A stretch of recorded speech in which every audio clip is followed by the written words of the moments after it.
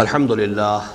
للہ وکفا والصلاة والسلام علی عبادہ الذین اصطفیٰ خصوصاً علی افضلہم وخاتم النبیین محمد الامین وعلی آلہ وصحبہ اجمعین اما بعد فقد قال اللہ تبارک وتعالی کما ورد فی سورة البقرہ اعوذ باللہ من الشیطان الرجیم بسم اللہ الرحمن الرحیم ان الذین آمنوا والذین ہادوا والنصارى والسابئین من آمن باللہ والیوم الآخر وعمل صالحا فلہم اجرہم عند ربہم من آمن باللہ والیوم الآخر وعمل صالحا فلہم اجرہم عند ربہم ولا خوف علیہم ولا هم يحزنون وَإِذْ أَخَذْنَا مِيثَاقَكُمْ وَرَفَعْنَا فَوْقَكُمُ الطُّورَ خُذُوا مَا آتَيْنَاكُمْ بِقُوَّةٍ وَاذْكُرُوا مَا فِيهِ لَعَلَّكُمْ تَتَّقُونَ ثُمَّ تَوَلَّيْتُم مِّن بَعْدِ ذَلِكَ فَلَوْلَا فَضْلُ اللَّهِ عَلَيْكُمْ وَرَحْمَتُهُ لَكُنتُم مِّنَ الْخَاسِرِينَ وَلَقَدْ عَلِمْتُمُ الَّذِينَ اعْتَدَوْا مِنكُمْ فِي السَّبْتِ فَقُلْنَا لَهُمْ كُونُوا قِرَدَةً خَاسِئِينَ فَجَعَلْنَاهَا نَكَالًا لِمَا بَيْنَ يَدَيْهَا وَمَا خَلْفَهَا وَمَوْعِظَةً لِلْمُتَّقِينَ صدق اللہ العظیم رب اشرح لي صدری ويسر لي أمری واحلل عقدة من لسانی يفقهوا قولی اللهم ربنا ألهمنا رشدنا وأعذنا من شرور أنفسنا اللهم ارنا الحق حقا وارزقنا اتباعه وارنا الباطل باطلا وارزقنا اجتنابه اللهم ربنا زدنا ایمانا وهدى وعلما نافعا وعملا صالحا متقبلا آمین یا رب العالمین۔ ہمارا یہ درس ایک تو تقریباً 3 ماہ کے وقفے کے بعد دوبارہ شروع ہو رہا ہے، دوسرے یہ کہ اب ہم آغاز سے مسلسل درس قرآن کا وہ سلسلہ دوبارہ شروع کر رہے ہیں جو تقریباً 2.5 سال قبل فروری سن 92 میں منقطع ہوا تھا۔ ان 2.5 سالوں کے دوران ہم نے بنیادی طور پر مطالعہ قرآن حکیم کے منتخب نصاب کا دوبارہ مطالعہ کیا، اور خاص طور پر چونکہ فرمائش یہ تھی کہ اس درس کو 45 منٹ کے چنکس کی شکل میں آڈیو اور ویڈیو دونوں صورتوں میں ریکارڈ کرا دیا جائے۔ یہ اللہ تعالیٰ کا فضل و کرم ہے کہ یہ بات جو مجھے آغاز میں بڑی مشکل نظر آ رہی تھی، اللہ تعالیٰ نے اپنے خصوصی تائید اور نصرت سے اس کو پورا کرا دیا۔ اب ہم اللہ کا نام لے کر یہ مسلسل درس قرآن کا دوبارہ آغاز کر رہے ہیں۔ فروری سن 92 میں ہم سورہ بقرہ کے 7 رکوعوں کا مطالعہ مکمل کر چکے تھے۔ اب اس سلسلے کا دوبارہ آغاز کرتے ہوئے فطری طور پر کچھ تمہیدی باتیں کہنی لازم ہیں۔ اگرچہ میرا اپنا ایک رجحان طبع ہے، میں خاص طور پر مصحف کی ترتیب کے بارے میں متعدد مرتبہ کافی وضاحت کے ساتھ بیان کر چکا ہوں، اب پھر طبیعت کا رجحان ادھر ہے، لیکن میں اپنی طبیعت پر ضبط کرتے ہوئے، اس لیے کہ اب یہ چیزیں چونکہ ریکارڈ ہو گئی ہیں بڑی آسانی کے ساتھ، وہ حضرات بھی کہ جو اس سے پہلے اس سلسلہ درس میں شریک نہ رہے ہوں، ان کی اگر دلچسپی کا معاملہ ہے تو وہ سابقہ کیسٹس کے ذریعے سے یہ چیزیں اب معلوم کر سکتے ہیں، لہذا میں تمہید میں اس وقت زیادہ وقت صرف کرنا نہیں چاہتا۔ صرف اتنا نوٹ کر لیجئے کہ قرآن حکیم کے بالکل آغاز میں جو پہلا گروپ ہے مکی اور مدنی صورتوں کا، ان میں سے مکی صورت صرف سورہ فاتحہ ہے،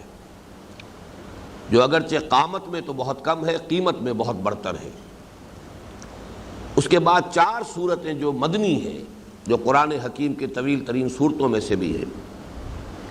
اس میں 2 مضامین کی لڑیاں چلتی ہیں تسلسل کے ساتھ۔ ایک تو اہل کتاب پر، یہود اور نصارہ دونوں پر اتمام حجت، اس لیے کہ مکی قرآن جو ہے اس میں اصل مخاطب تھے مشرکین عرب، ان کو دعوت کا حق ادا کیا جا چکا، ان پر اتمام حجت ہر اعتبار سے مکمل ہو چکا۔ اگرچہ مکی دور کی جو آخری زمانے میں صورتیں نازل ہوئی ہیں ان میں ریفرنس تھا، حوالہ تھا اہل کتاب کی طرف بھی، روح سخن جو ہے بالواسطہ طور پر، خاص طور پر سورہ اعراف میں تو بہت ہی نمایاں طور پر ہے، لیکن یہ کہ اصلاً اب براہ راست خطاب جو ہے وہ مدینہ منورہ میں حضور صلی اللہ علیہ وسلم کی ہجرت کے بعد، تشریف آوری کے بعد ہی معاملہ شروع ہوا۔ لہذا ان 4 صورتوں کا ایک مسلسل مضمون ہے اہل کتاب کو دعوت، ان پر اتمام حجت، اور اس کے ساتھ ہی انہیں ملامت، یعنی ان کا جو طرز عمل رہا اللہ کے دین کے ساتھ اور اس نعمت کے ساتھ جو اللہ تعالیٰ نے انہیں عطا فرمائی تھی، اس کے ضمن میں فرد جرم جو ان پر عائد کی گئی۔ اور دوسرا مضمون جو اس میں چلتا ہے تسلسل کے ساتھ، جس کا نقطہ آغاز سورہ بقرہ ہے اور نقطہ عروج سورہ مائدہ، یہ ہے شریعت محمدی علیہ صاحب الصلاۃ والسلام۔ اس لیے کہ مکی صورتوں میں ظاہر بات ہے کہ ایمان کے مذاہب بھی تھے، مضامین بھی تھے، اور ساتھ ہی یہ کہ انبیاء اور رسل کے بہت سے حالات بھی بہت تکرار کے ساتھ آئے ہیں، اعادہ کے ساتھ آئے ہیں، بنیادی انسانی اخلاقیات کا مضمون بھی آیا ہے، لیکن شرعی احکام جو ہیں اصلاً وہ تو جب مدینہ منورہ میں وہ ماحول وجود میں آ گیا کہ جن میں ان احکام کی تنفیذ ہو سکتی تھی، تو اب ہی در حقیقت ان کے نزول کا سلسلہ شروع ہوا، آغاز ہوا سورہ بقرہ میں اور اس کی تکمیل ہوئی سورہ مائدہ میں۔ اب ان میں سے خاص طور پر سورہ بقرہ جو ہمارے زیر مطالعہ ہے اس کے بارے میں چند باتیں نوٹ کر لیں۔ ترتیب نزولی کے اعتبار سے یہ ہجرت کے بعد نازل ہونے والی پہلی سورت ہے۔ اگرچہ اس سورہ مبارکہ کا نزول اس طور سے نہیں ہوا ہے کہ پوری سورت ایک مرتبہ نازل ہو گئی ہو، ویسے بھی حجم کے اعتبار سے قرآن حکیم کی عظیم ترین سورت ہے، اور اس کی عظمت صرف حجم کے اعتبار سے نہیں ہے، بعض اور دیگر پہلوؤں سے بھی ہے۔ چنانچہ حضور صلی اللہ علیہ وسلم کا فرمان مبارک ہے جو جامع ترمذی میں حضرت ابو ہریرہ سے روایت کیا گیا، لِكُلِّ شَيْءٍ سِنَامٌ وَسِنَامُ الْقُرْآنِ سورۃ البقرہ، ہر شے کی ایک چوٹی ہوتی ہے اور قرآن کی چوٹی سورہ بقرہ ہے۔ تو اس پہلو سے نوٹ کر لیجئے کہ یہ سورہ مبارکہ جو ہے تھوڑے تھوڑے وقفے سے مختلف آیات نازل ہوئی ہیں، ہجرت کے فوراً بعد سے لے کر اور غزوہ بدر کے متصلاً قبل تک۔ اگرچہ سورہ بقرہ کے علاوہ غزوہ بدر سے قبل سورہ محمد بھی نازل ہوئی ہے صلی اللہ علیہ وسلم، جس کا دوسرا نام سورۃ القتال بھی ہے، لیکن یہ کہ اکثر و بیشتر وہ آیات جو ہجرت کے بعد سے لے کر اور غزوہ بدر سے متصلاً قبل تک نازل ہوئی ہیں وہ اس سورہ مبارکہ میں جمع کر دی گئی۔ چند استثناءات اگرچہ ہیں، سود سے متعلق جو ہے، حرمت ربا سے متعلق جو آیات ہیں آخری، وہ سن 9 ہجری میں نازل ہوئی ہیں، لیکن انہیں اس میں شامل کیا گیا ہے۔ اسی طرح 2 آیات جو آخری ہیں اس سورہ مبارکہ کی، وہ در حقیقت زمین پر نازل نہیں ہوئی بلکہ شب معراج میں محمد رسول اللہ صلی اللہ علیہ وسلم کو اللہ تعالیٰ کی جانب سے امت محمد صلی اللہ علیہ وسلم کے لیے تحفے کے طور پر عطا ہوئی۔ آمن الرسول بما انزل الیہ من ربہ والمؤمنون، یہاں سے لے کر یہ 2 آیات جو ہے آخری سورہ بقرہ کی۔ اس سورہ کے مضامین کا تجزیہ جو ہے اس کے اعتبار سے شاید آپ کو یاد ہو، بہت سے حضرات کو، میں نے اسے ایک عنوان دیا ہے، نام جو ہے تجویز کیا ہے سورۃ الامتین۔ یہ 2 امتوں کی صورت ہے، یعنی اس میں ایک تو جو سابقہ امت مسلمہ تھی بنی اسرائیل، ان سے خطاب ہے، اور ایک جو موجودہ امت مسلمہ ہے امت محمد صلی اللہ علیہ وسلم، اس سے خطاب ہے۔ چنانچہ اس کے 2 حصے ہیں بالکل واضح اور نمایاں طور پر، تقریباً مساوی کہا جائے گا، اس لیے کہ تعداد کے اعتبار سے فرق ہے۔ پہلے حصے میں آیات 152 ہیں، اگرچہ رکوع 18 بنتے ہیں، دوسرے حصے میں آیات 134 ہیں، اگرچہ رکوع 22 بن جاتے ہیں، تو گویا کہ تعداد آیات کے اعتبار سے پہلے حصے میں زیادہ ہے اور رکوعوں کی تعداد کے اعتبار سے نصف ثانی میں زیادہ ہیں، تو متوازن طرح سے کہا جا سکتا ہے کہ یہ 2 حصوں میں تقریباً منقسم ہے۔ سورہ فاتحہ کے بارے میں تو ہم نے وہ حدیث قدسی پڑھی بڑے اہتمام کے ساتھ، اللہ تعالیٰ خود فرماتے ہیں قسمت الصلاۃ بینی و بین عبدی نصفین، میں نے نماز کو، چونکہ نماز سے وہاں مراد، ہم تفصیل سے یہ چیزیں دیکھ چکے ہیں، مراد سورہ فاتحہ ہے، میں نے اپنے اور اپنے بندے کے مابین 2 برابر حصوں میں تقسیم کر لی۔ تو کچھ اسی کا سمجھیے کہ عکس ہے، پرتو ہے۔ سورہ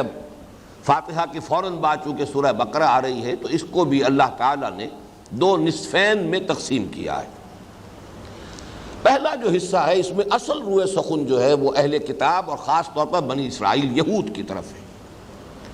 دوسرے حصے میں خطاب ہے تمام تر امت مسلمہ سے، امت محمد سے صلی اللہ علیہ وسلم۔ مزید تقسیم جو ہے یہ میں مضامین لکھ بھی چکا ہوں، جو میری کتابچہ کہیے، کتاب کہیے، قرآن حکیم کی سورتوں کے مضامین کا تجزیہ،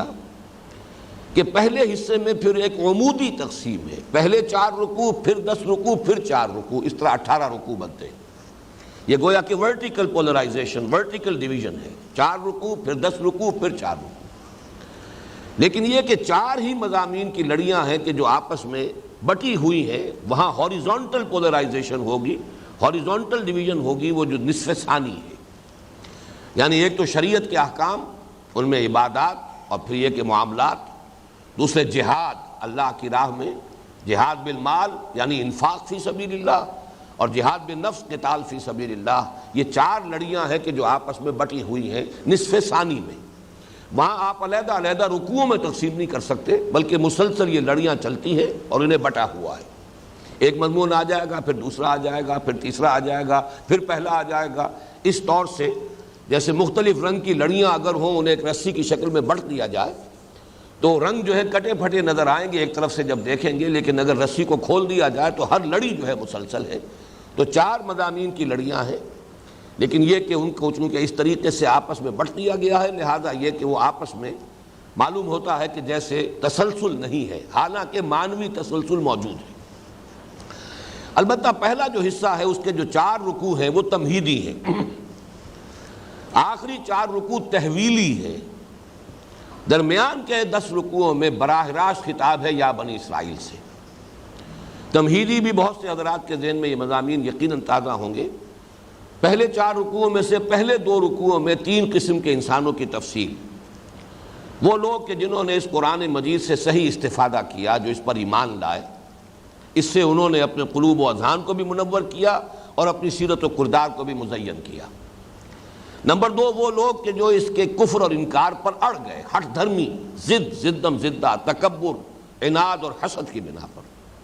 اور تیسرے پھر وہ بین ایک طبقہ جو ہے جس کی زیادہ تفصیل جو ہے دوسرے رکوع میں آئی ہے، اس لیے کہ یہ تیسرا طبقہ تھا جو اصل میں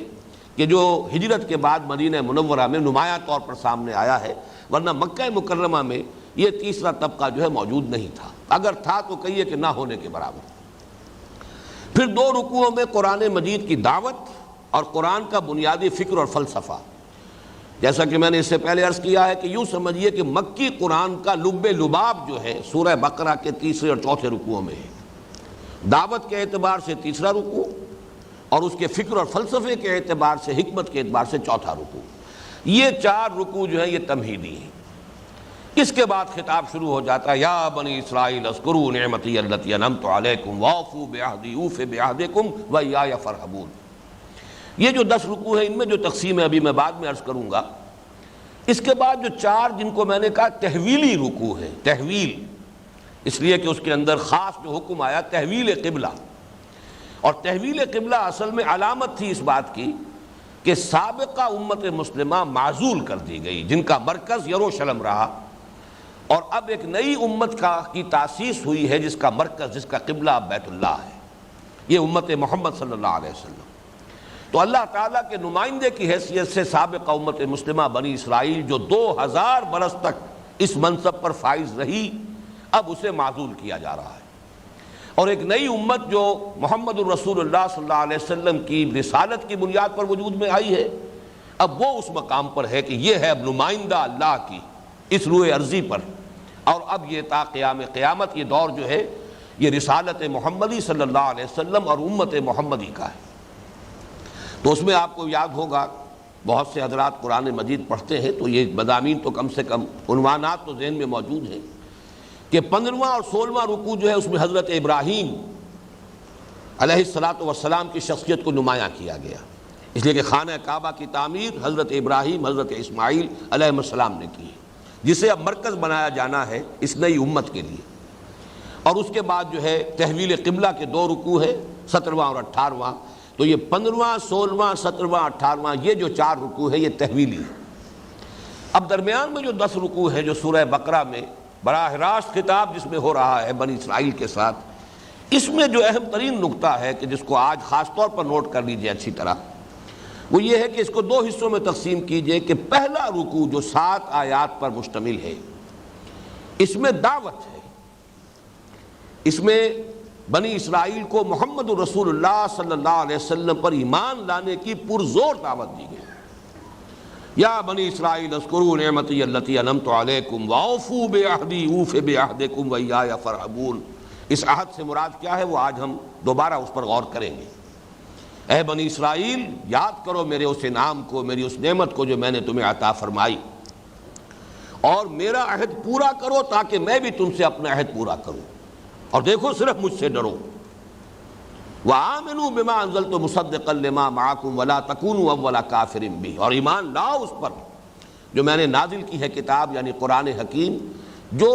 تصدیق کرتے ہوئے آئی ہے اس کی جو تمہارے پاس ہے تورات، اور دیکھو تم ہی سب سے پہلے اس کا انکار کرنے والے نہ بن جاؤ. اور دیکھو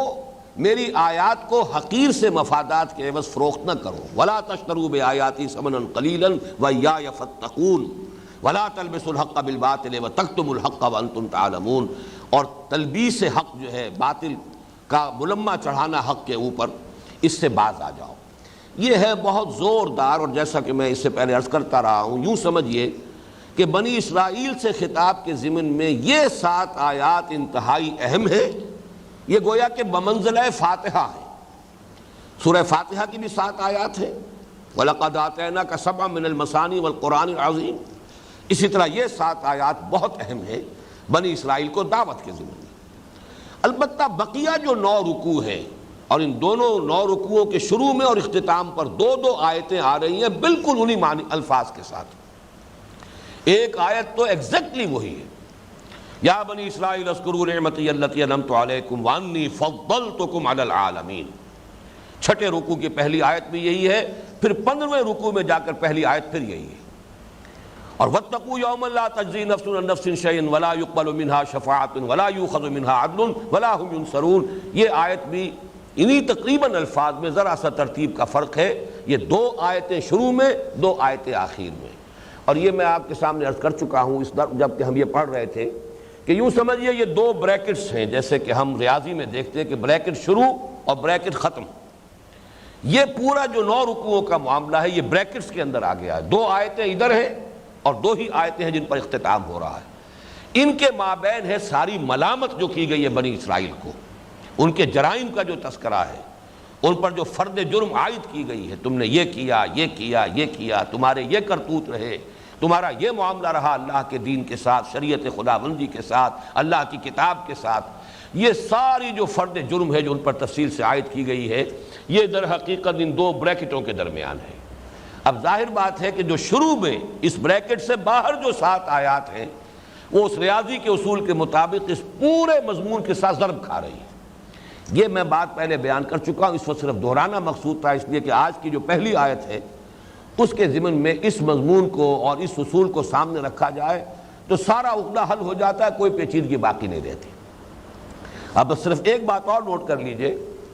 کہ یہ جو حصہ ہے دوسرا، ہم پہلا 5واں رکوع بھی پڑھ چکے ہیں، 7 آیات جو دعوت کی ہے.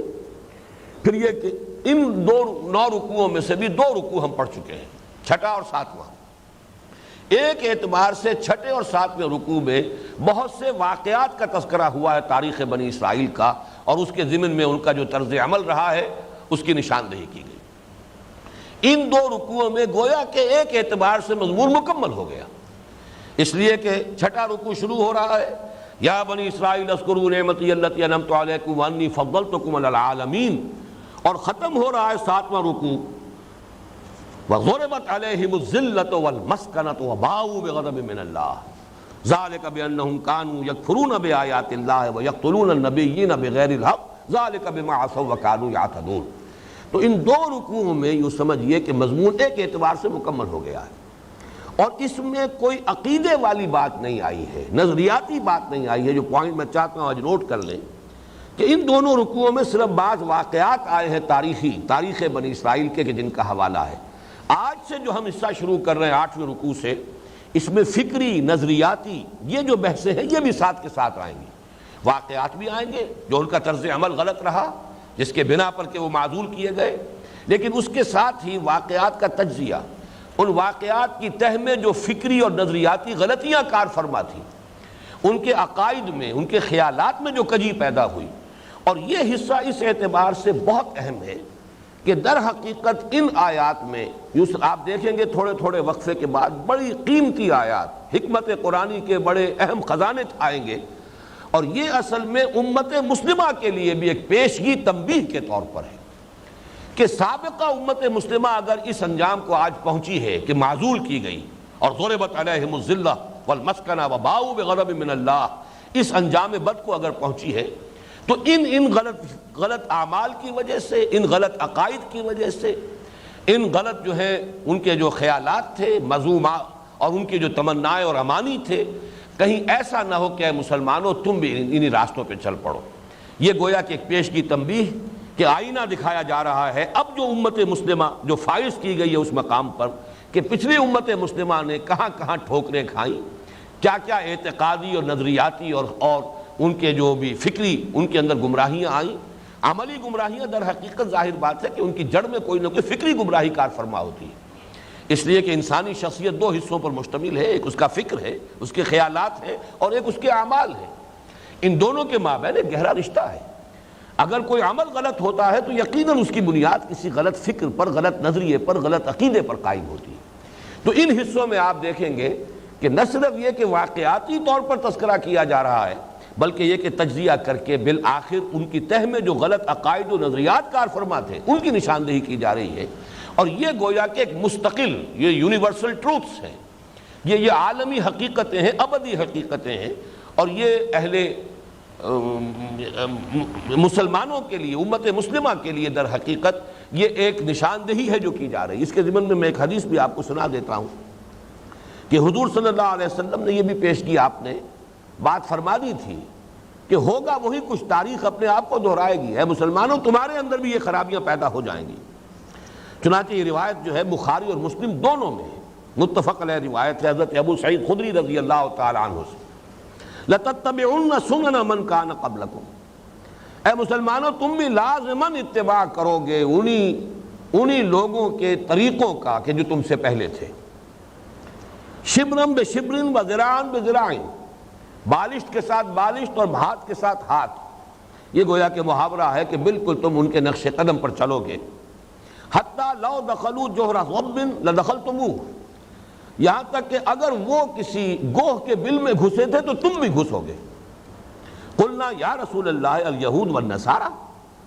اب وہ صحابی یہ فرماتے ہیں کہ اس پر ہم نے یہ کہا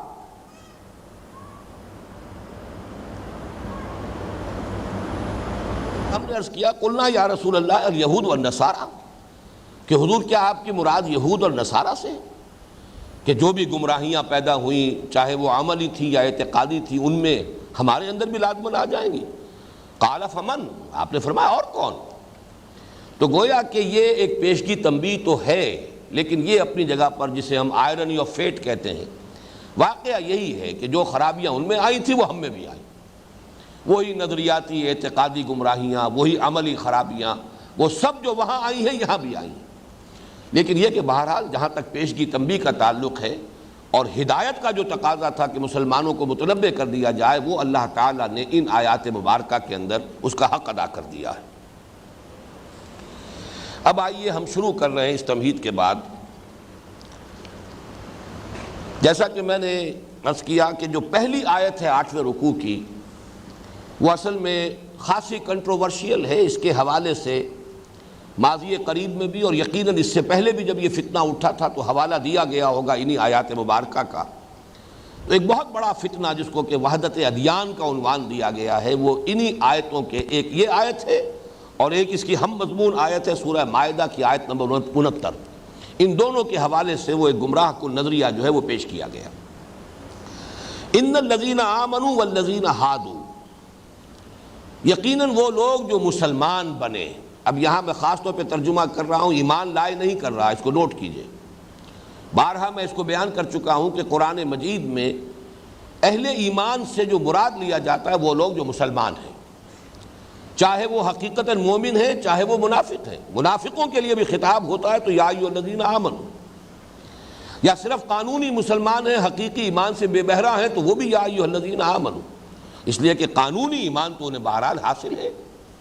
یا ایھا الذین آمنوا آمنوا باللہ ورسولہ والکتاب الذی نزل علی رسولہ والکتاب الذی انزل من قبل، اے ایمان کے دعوے دارو ایمان لاؤ، جیسا کہ ایمان لانے کا حق ہے اللہ پر اور اس کے رسول پر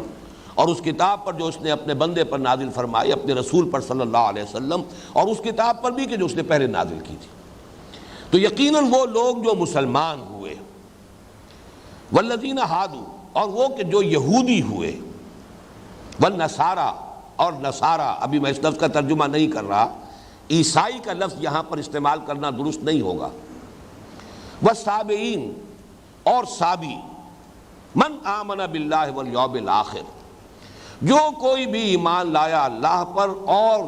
پچھلے دن پر، یوم آخر پر، وعمل صالحا، اور جس نے بھی نیک عمل کیے، فلہم اجرہم عند ربہم، تو ان کا اجر ان کے رب کے پاس محفوظ ہے، ولا خوف علیہم، نہ ان پر کوئی خوف ہے، ولا ہم یحزنون، اور نہ ہی وہ کسی حزن سے دوچار ہوں گے۔ یہ آیت مبارکہ جس کا کہ لفظی ترجمہ یہ بنا، اور میں چاہتا ہوں چونکہ اس کا مصنع جو ہے موجود ہے قرآن مجید میں، وہ اصول جو بارہا میں نے عرض کیا ہے کہ اہم مضامین قرآن مجید میں لازماً کم سے کم 2 جگہ ضرور ملیں گے۔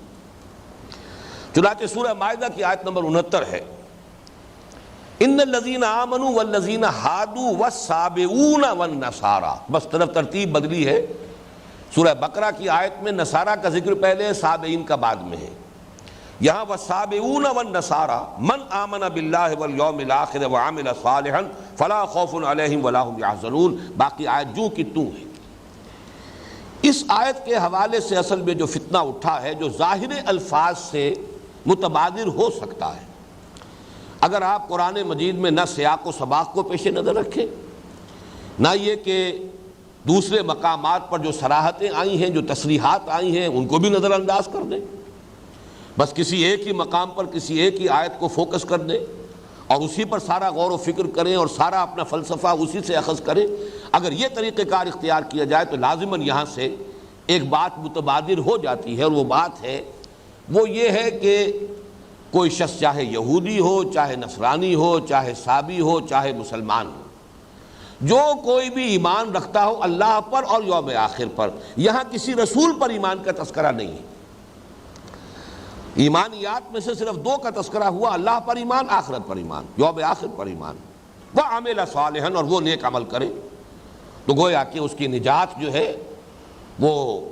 لازمی ہے، اسے نجات حاصل ہو جائے گی، 2 شرطیں پوری ہو جائیں تو فوز و فلاح سے وہ ہمکنار ہو جائے گا۔ اس سے نتیجہ یہ نکالا گیا کہ محمد الرسول اللہ صلی اللہ علیہ وسلم پر ایمان لانا لازمی شرط نجات نہیں ہے۔ یہ ہے کہ جس کو عنوان دیا گیا وحدت ادیان، تمام ادیان ایک ہی ہیں، اس سے کیا فرق واقع ہوتا ہے؟ اور ظاہر بات ہے کہ شریعت کا جو فرق آتا ہے وہ تو در حقیقت آتا ہے نبوت کے ساتھ۔ شریعت موسوی حضرت موسیٰ علیہ السلام پر ایمان کے حوالے سے ہے، اور شریعت محمدی صلی اللہ علیہ وسلم اس کا تعلق رسالت محمدی کے ساتھ ہے۔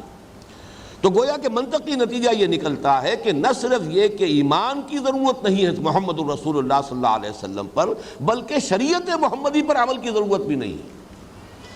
کوئی شخص اپنی اپنی شریعتوں پر عمل کر رہا ہو، اپنے اپنے طریقوں پر عمل پیرا ہو، بس یہ کہ وہ اللہ کو مانتا ہو، آخرت کو مانتا ہو، کوئی ایک پیدا کرنے والا، اس کائنات کا کوئی ایک خالق مالک، اس پر اس کا ایمان ہو، یقین ہو،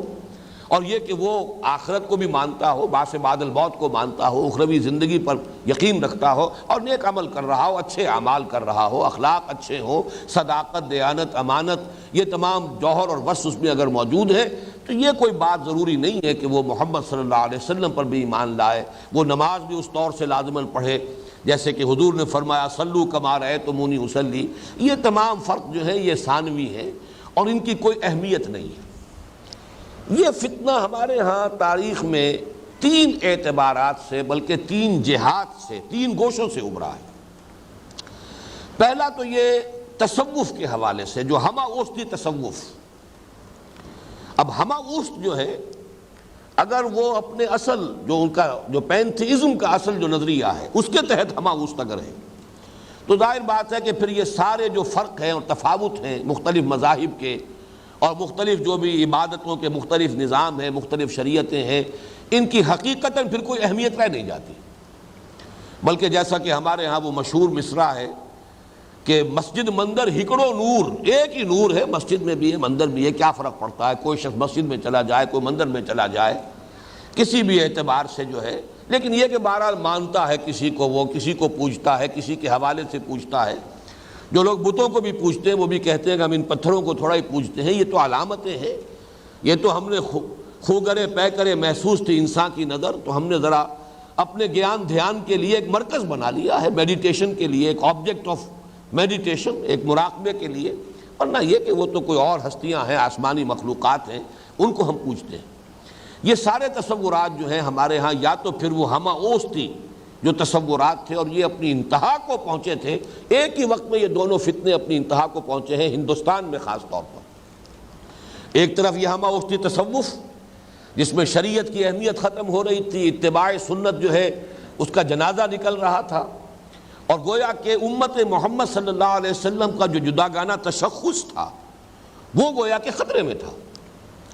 دوسری طرف ایک بہت بڑی سیاسی سمجھیے جینیس شخصیت ابھری ہندوستان میں، اور وہ جلال الدین اکبر، اکبر اعظم، شہنشاہ اکبر۔ وہ اگرچہ ان پڑھ انسان تھا لیکن بہت ذہین انسان تھا، اور اس نے یہ بات سمجھ لی تھی کہ ہندوستان میں یہ جو مذاہب کی کھچڑی پکی ہوئی ہے، تو در حقیقت یہی اختلاف جو ہے یہی یہاں ہندوستان کی عظمت اور ترقی کے راستے میں حائل ہے۔ اس کی وجہ سے بٹے ہوئے ہیں لوگ، ان میں تفرقہ ہے، آپس میں کھٹ پٹ بھی رہتی ہے، وہ یکجہتی پیدا نہیں ہو رہی، وہ ایک قوم کی شکل اختیار نہیں کر رہے۔ تو جب تک ایسا نہ ہو کہ ان تمام چیزیں کے جو ظاہری فرق و تفاوت ہے ان کو ختم کر دیا جائے اور ایک ہی مذہب بنا دیا جائے، اور اس کے حوالے سے یہ فرق اور تفاوت جو ہے یہ ختم ہو جائیں یا منیمائز ہو جائیں، کم سے کم ہو جائیں، ثانوی درجے میں رہ جائیں، تو ہندوستان جو ہے وہ دنیا میں اپنی ایک حیثیت منوا سکتا ہے، اور اس کی عظمت جو ہے سیاسی اعتبار سے وہ پورے طور پر اجاگر ہو سکتی ہے۔ یہ فلسفہ تھا جس کے تحت کہ اس نے وہ دین الہی تصنیف کیا، اور یہ میں اپنے اس کتاب میں لکھ چکا ہوں جو سابقہ اور موجودہ مسلمان امتوں کا ماضی، حال اور مستقبل کے نام سے چھپ چکی ہے، کہ اس میں اس نے قرآن مجید کی ان آیات سے بھی استفادہ کیا۔ ظاہر بات ہے کہ اکبر میں تو یہ صلاحیت نہیں تھی، لیکن ابو الفضل اور فیضی جیسے علماء چونکہ اسے پٹی پڑھانے والے موجود تھے تو ان کو تو معلوم تھا۔ قرآن مجید میں 2 جگہ یہ مضمون آیا ہے کہ جو اللہ تعالیٰ کی طرف سے تدبیر کائنات ہو رہی ہے اس میں 1000 سال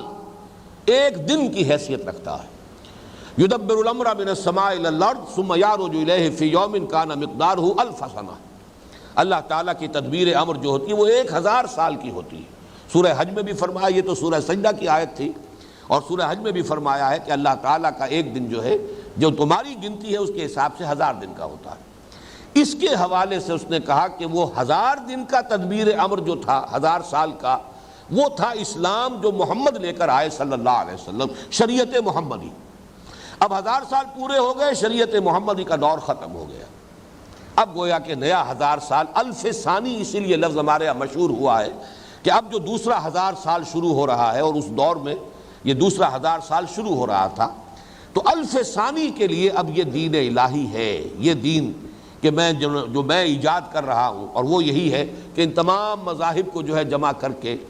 سب کے کچھ نہ کچھ جو ہے مراسم لے لیے جائیں، سب کے کچھ شعائر جو ہے ان کو جمع کر لیا جائے، اور ان سب کو ملا کر ایک مذہب بنا دیا جائے۔ تو یہ فتنہ اس قدر زبردست تھا واقعتاً،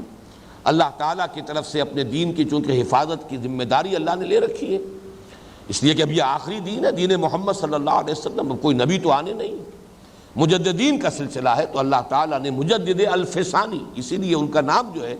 مجدد الف ثانی ہے رحمۃ اللہ علیہ، شیخ احمد سرہندی۔ اللہ تعالیٰ نے ان کو اٹھایا، اللہ نے بر وقت کیا جس کو خبردار۔ علامہ اقبال نے بہت صحیح اشعار کہے ہیں حضرت مجدد کی شان میں، وہ ہند میں سرمایہ ملت کا نگہباں، اس لیے کہ ملت جو ہے، ملت اسلام، امت محمد صلی اللہ علیہ وسلم، اس کا جداگانہ تشخص دوبارہ قائم کرنا، شریعت کی اہمیت، اور یہ کہ اتباع سنت کا جو مقام ہے دین میں، اس کو جس قدر شد و مت کے ساتھ، جتنے اہتمام کے ساتھ، جتنے زور شور کے ساتھ حضرت مجدد رحمۃ اللہ علیہ نے پیش کیا ہے، یہ انہی کا خاص اللہ تعالیٰ کی طرف سے ان پر عنایت ہوئی، اور اسی کا نتیجہ یہ نکلا کہ اتنے زور شور کے ساتھ اٹھنے والا، اور یوں سمجھیے کہ حکومت کی سطح پر جس کی ترویج کی پوری کوشش کی گئی، وہ دین جو ہے وہ اکبر کی موت کے ساتھ وہ بھی اپنی موت خود ہی مر گیا۔ لیکن یہ فتنہ جو ہے دوبارہ اس نے سر اٹھایا اس صدی کے آغاز میں، بلکہ اصل میں تو گزشتہ صدی میں شروع ہو چکا تھا۔ گاندھی سے پہلے بعض ہندو مفکرین نے اس فکر کو پیش کیا تھا، وحدت ادیان، اور اسی کے حوالے سے برمو سماج کا ایک تصور۔ آپ نے یہ دو الفاظ سنے ہوں گے، آریہ سماج یہ کٹر ہندو ایک ذہن تھا، برمو سماج جو تھا ہندوؤں کے اندر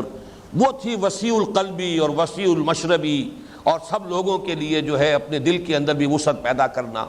اور یہ برہمو سماج وہی تھا کہ جو دین اکبر، دین الہی جو اکبر نے شروع کیا ہے، اور گاندھی نے پھر اس کو ایک سیاسی فلسفے کی حیثیت سے، اس لیے کہ ظاہر بات ہے کہ جیسے میں نے عرض کیا کہ اکبر جو ہے وہ ایک پولیٹیکل جینیس تو تھا، اس میں کوئی شک نہیں، تو گاندھی کے بارے میں بھی ماننا پڑتا ہے کہ ایک بڑا آدمی تھا، سیاسی اعتبار سے اس کی اپنی ایک حیثیت ہے۔ تو اس نے بھی اسی تقاضے کو سامنے رکھتے ہوئے کہ ہندوستان میں جو اصل رکاوٹ ہے وہ یہی مذہبی فرق و تفاوت ہے، یہی تفرقہ ہے جو اس کی ترقی کی راہ میں رکاوٹ ہے،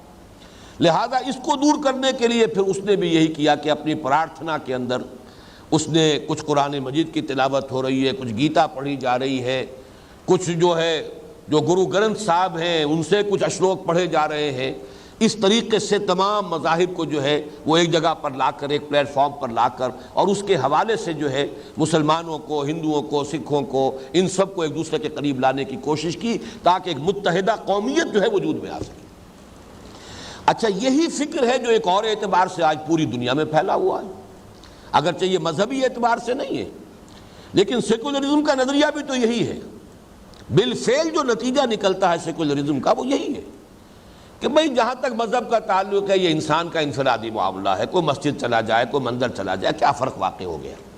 کوئی گردوارے میں چلا جائے، کوئی بتوں کو پوج لے، کوئی سورج کی پرستش کر لے، کوئی سانپ کو پوج لے، کوئی کسی اور شے کو پوج لے، جہاں تک یہ معاملات ہیں اس میں بالکل ایک دوسرے پر کوئی اعتراض کرنے کی ضرورت نہیں، ایک دوسرے سے کچھ کہنے سننے کی حاجت نہیں۔ ہاں، جو اصل زندگی ہے، جو معاشرتی، سیاسی، معاشی زندگی ہے، پولیٹیکو سوشو اکنامک سسٹم، اب اس کو جو ہے ہم سیکولرزم کے نظریے کے تحت اس کا کسی مذہب سے، کسی دین سے، کسی آسمانی ہدایت سے، کسی آسمانی شریعت سے کوئی تعلق نہیں، اس کو علیحدہ کر لیں۔ نتیجہ وہی ہے، یہ بھی یہ در حقیقت ایک یوں سمجھیے کہ سیکولر انداز میں بات وہی ہے کہ جو اس سے پہلے مذہبی انداز میں وحدت ادیان کے حوالے سے کی گئی ہے۔ اب یہ جو پورا نظریہ ہے، اس کے لیے ظاہر بات ہے قرآن مجید میں ظاہری الفاظ کے اعتبار سے یہ آیت جو ہے ان لوگوں کے حق میں ایک بہت بڑا ہتھیار بن کر آ گئی کہ ان الذین آمنوا والذین ہادوا والنصارى والصابئین من آمن باللہ والیوم الآخر وعمل صالحا۔ اصل شے تو ہے ایک اللہ کو، ایک خالق، ایک مالک، ایک اس کائنات کا پیدا کرنے والا، اس کو انسان مانتا ہو، آخرت کو مانتا ہو، اپنے اعمال کے اخلاقی نتائج کسی اور زندگی میں نکلنے کا وہ قائل ہو، اور پھر یہ کہ وہ نیک عمل کر رہا ہو، صداقت، امانت اس کے اندر جو ہے وہ موجود ہو، اگر دیانت موجود ہے، اپنا فرض شناسی کے ساتھ کام کر رہا ہے، کسی کو تکلیف نہیں دے رہا ہے، کسی کو دھوکہ نہیں دے رہا ہے، کسی کا کوئی مال ہڑپ نہیں کر رہا ہے، تو اس اعتبار سے بس کافی ہے۔ باقی یہ کہ اس میں عقیدے کی بحث لے آنا اور اس میں جو شریعت ہے اس کی بحث کو لے آنا، اس کی چندہ ضرورت نہیں ہے۔ یہ نظریہ جو ہے، اور اس میں خاص طور پر ان آیات کا جو حوالہ دیا گیا ہے، اب میں چاہتا ہوں کہ اس میں جو سب سے بڑی اس کی جو دلیل ہے اس کو سمجھ لیجئے۔ اس نظریے کی غلطی کے لیے ہی در حقیقت میں اتنے اہتمام کے ساتھ یہ بات جو تجزیہ ہے اس پورے سلسلے مضامین کا، اس کا سیاق اور سباق ہے، اسے اسی لیے نمایاں طور پر بیان کرتا رہا ہوں، آج پھر بیان کیا ہے کہ اگر یہ بات ہوتی تو 5ویں رکوع کی یہ آیات، یہ گویا کہ پھر ان کا کوئی محل نہیں، کوئی مقام نہیں۔ یا بنی اسرائیل اذکروا نعمتی التی انعمت علیکم واوفوا بعہدی اوف بعہدکم وایای فارہبون۔ یہ ایفاء عہد کا کون سا تذکرہ ہو رہا ہے یہ میں بعد میں ابھی عرض کروں گا، لیکن یہ تو ان دونوں آیتوں سے بالکل واضح ہے کہ یہاں یہود کو زوردار دعوت دی جا رہی ہے حضور صلی اللہ علیہ وسلم پر ایمان لانے کی۔ وآمنوا بما انزلت مصدقا لما معکم ولا تکونوا اول کافر بہ وَلَا تَشْتَرُوا بِآيَاتِي ثَمَنًا قَلِيلًا وَإِيَّايَ فَارْهَبُونِ وَإِيَّايَ فَاتَّقُونِ وَلَا تَلْبِسُوا الْحَقَّ بِالْبَاطِلِ وَتَكْتُمُوا الْحَقَّ وَأَنْتُمْ تَعْلَمُونَ۔ اب یہ تین آیتیں جو ہیں جو شد و مد کے ساتھ دعوت دی جا رہی ہے محمد الرسول اللہ صلی اللہ علیہ وسلم پر ایمان لانے کی، تو اس کو آپ کیسے نظر انداز کر دیں گے؟ باقی تو جو بریکٹ کے اندر مضمون آ رہا ہے وہ سب اس کے تابع رہے گا۔ یہ در حقیقت دعوت کا جو آیات ہیں 7 پہلے رکوع کے اندر 5ویں رکوع میں، وہ ان سب پر حاوی ہیں۔ چونکہ وہ سب پر حاوی ہے، یہ تو ریاضی کے اصول سے، الجبرا کے اصول سے بات واضح ہو جاتی ہے کہ یہی تو ایک کامن فیکٹر باہر نکال لیتے ہیں، تو وہ ہر اندر جو بھی مقدار، جو بھی ویلیو آ رہی ہے، جو بھی رقم ہے، اس کے ساتھ ضرب کھاتی ہے۔ وہ کامن فیکٹر ہی تو باہر نکال لیا جاتا ہے جو بریکٹ کے باہر ہوتا ہے۔ تو گویا کہ ان پورے 10 رکوعوں کے اندر جو کامن فیکٹر ہے وہ ہے ہی محمد الرسول اللہ صلی اللہ علیہ وسلم پر ایمان لانے کی دعوت۔ اب اس کو میں چاہتا ہوں کہ ذرا اس مسئلے پر اس سیاق و سباق سے ذرا ہٹ کر بھی بات سمجھ لی جائے کہ یہ جو نظریہ وحدت ادیان ہے، سب سے پہلے یہ دیکھیے کہ آیا اس کا کوئی جز صحیح بھی ہے یا نہیں۔ اس کا ایک جز لازماً صحیح ہے، جیسا کہ جو حضرات بھی میری تقریروں میں شریک رہے ہیں، اسلام کا سماجی نظام، یہ جو نظریہ ہے مساوات مرد و زن، آیا اس کا کوئی حصہ درست بھی ہے؟ ہاں درست ہے۔ شرف انسانیت میں عورت اور مرد برابر ہیں، شرف انسانیت مشترک ہے، قدر مشترک ہے۔ اسی طریقے سے اخلاقی میدان میں، روحانی میدان میں کوئی امتیاز نہیں، کوئی فرق نہیں، کوئی تفاوت نہیں۔ لیکن یہ کہ جہاں تک سماجی نظام ہے، گھریلو نظام ہے، آئلی نظام ہے، اس میں فرق و تفاوت ہو جائے گا۔ اسی حوالے سے یہاں سمجھیے کہ وحدت ادیان کا ایک جز جو ہے وہ صحیح ہے، اور وہ کیا ہے؟ وہ یہ کہ تمام ادیان کی اصل ایک ہے۔ اس کو کہنا چاہیے وحدت الاصل، کامن اوریجن۔ جتنے بھی دنیا میں اس وقت مذہب موجود ہیں، ان سب کا اوریجن ایک ہے، لیکن یہ کہ بہرحال اوریجن ہونے کے بعد ایک ہی اصل سے، ایک ہی جڑ سے نکلنے والا جو درخت ہے، اس کی شاخ کوئی مشرق کو جا رہی ہے، کوئی مغرب کو جا رہی ہے، وہ اپنی اپنی ایک جداگانہ تشخص ان کا ہے۔ تو ایک راستے سے یہ تمام کے تمام جو ہیں دین نکلے ہیں، لیکن پھر پگڈنڈیوں پر پڑھ کر ان کے اندر غلط چیزیں شامل ہوئی ہیں، ان میں تحریفیں ہوئی ہیں، ان میں اس کی تعلیمات کو بدلا گیا ہے۔ اب اپنی جگہ پر ہر ایک جو ہے اس کی ایک جداگانہ حیثیت ہے، اور یہ کہ جہاں تک صحیح دین کا تعلق ہے، اللہ تعالیٰ اس کے بعد تجدید فرماتا رہا ہے، بار بار وہی اصل دین کی دعوت لے کر انبیاء کرام آتے رہے ہیں۔ تو اگرچہ یہودیت ہو، نصرانیت ہو، یہ بھی اس اصل اسلام کی بگڑی ہوئی شکلیں ہیں، اس میں کوئی شک نہیں۔ اور نہ صرف یہ کہ یہودیت اور نصرانیت، بلکہ دنیا میں جتنے مذاہب ہیں وہ یقیناً سب کے سب اصل اسلام کی بگڑی ہوئی شکلیں ہیں۔ کہیں ایسا ہے کہ وہ بگاڑ بہت زیادہ ہو گیا، وہ یوں سمجھیے کہ وہ شاخ جو ہے کہیں بہت ہی پہلے جدا ہو گئی تھی اور بالکل علیحدہ ہو کر چلی گئی ہے، بہت دور نکل گئی ہے، اس کی ساری حیتیں بدل گئی ہیں، اس کی ساری جو بھی وضع اور اوضاع و اطوار ہیں وہ بدل گئے ہیں، صغرا کبرا بدل گیا ہے۔ لیکن اس میں کوئی شک نہیں کہ یقیناً تمام ادیان کی اصل ایک ہے، جڑ ایک ہے۔ اس کے لیے میں اب 2 آیتیں آپ کو سنانا چاہتا ہوں۔ ایک آیت تو پھر یہاں دیکھیے وہی اصول سامنے آ رہا ہے کہ اہم مضامین قرآن میں 2 مرتبہ ضرور آئیں گے، 2 مرتبہ یہ مضمون آیا ہے۔ سورہ یونس کی آیت نمبر 19، وَمَا كَانَ النَّاسُ إِلَّا أُمَّةً وَاحِدَةً فَاخْتَلَفُوا وَلَوْلَا كَلِمَةٌ سَبَقَتْ مِنْ رَبِّكَ لَقُضِيَ بَيْنَهُمْ فِيمَا فِيهِ يَخْتَلِفُونَ، اور نہیں تھے تمام انسان مگر ایک امت۔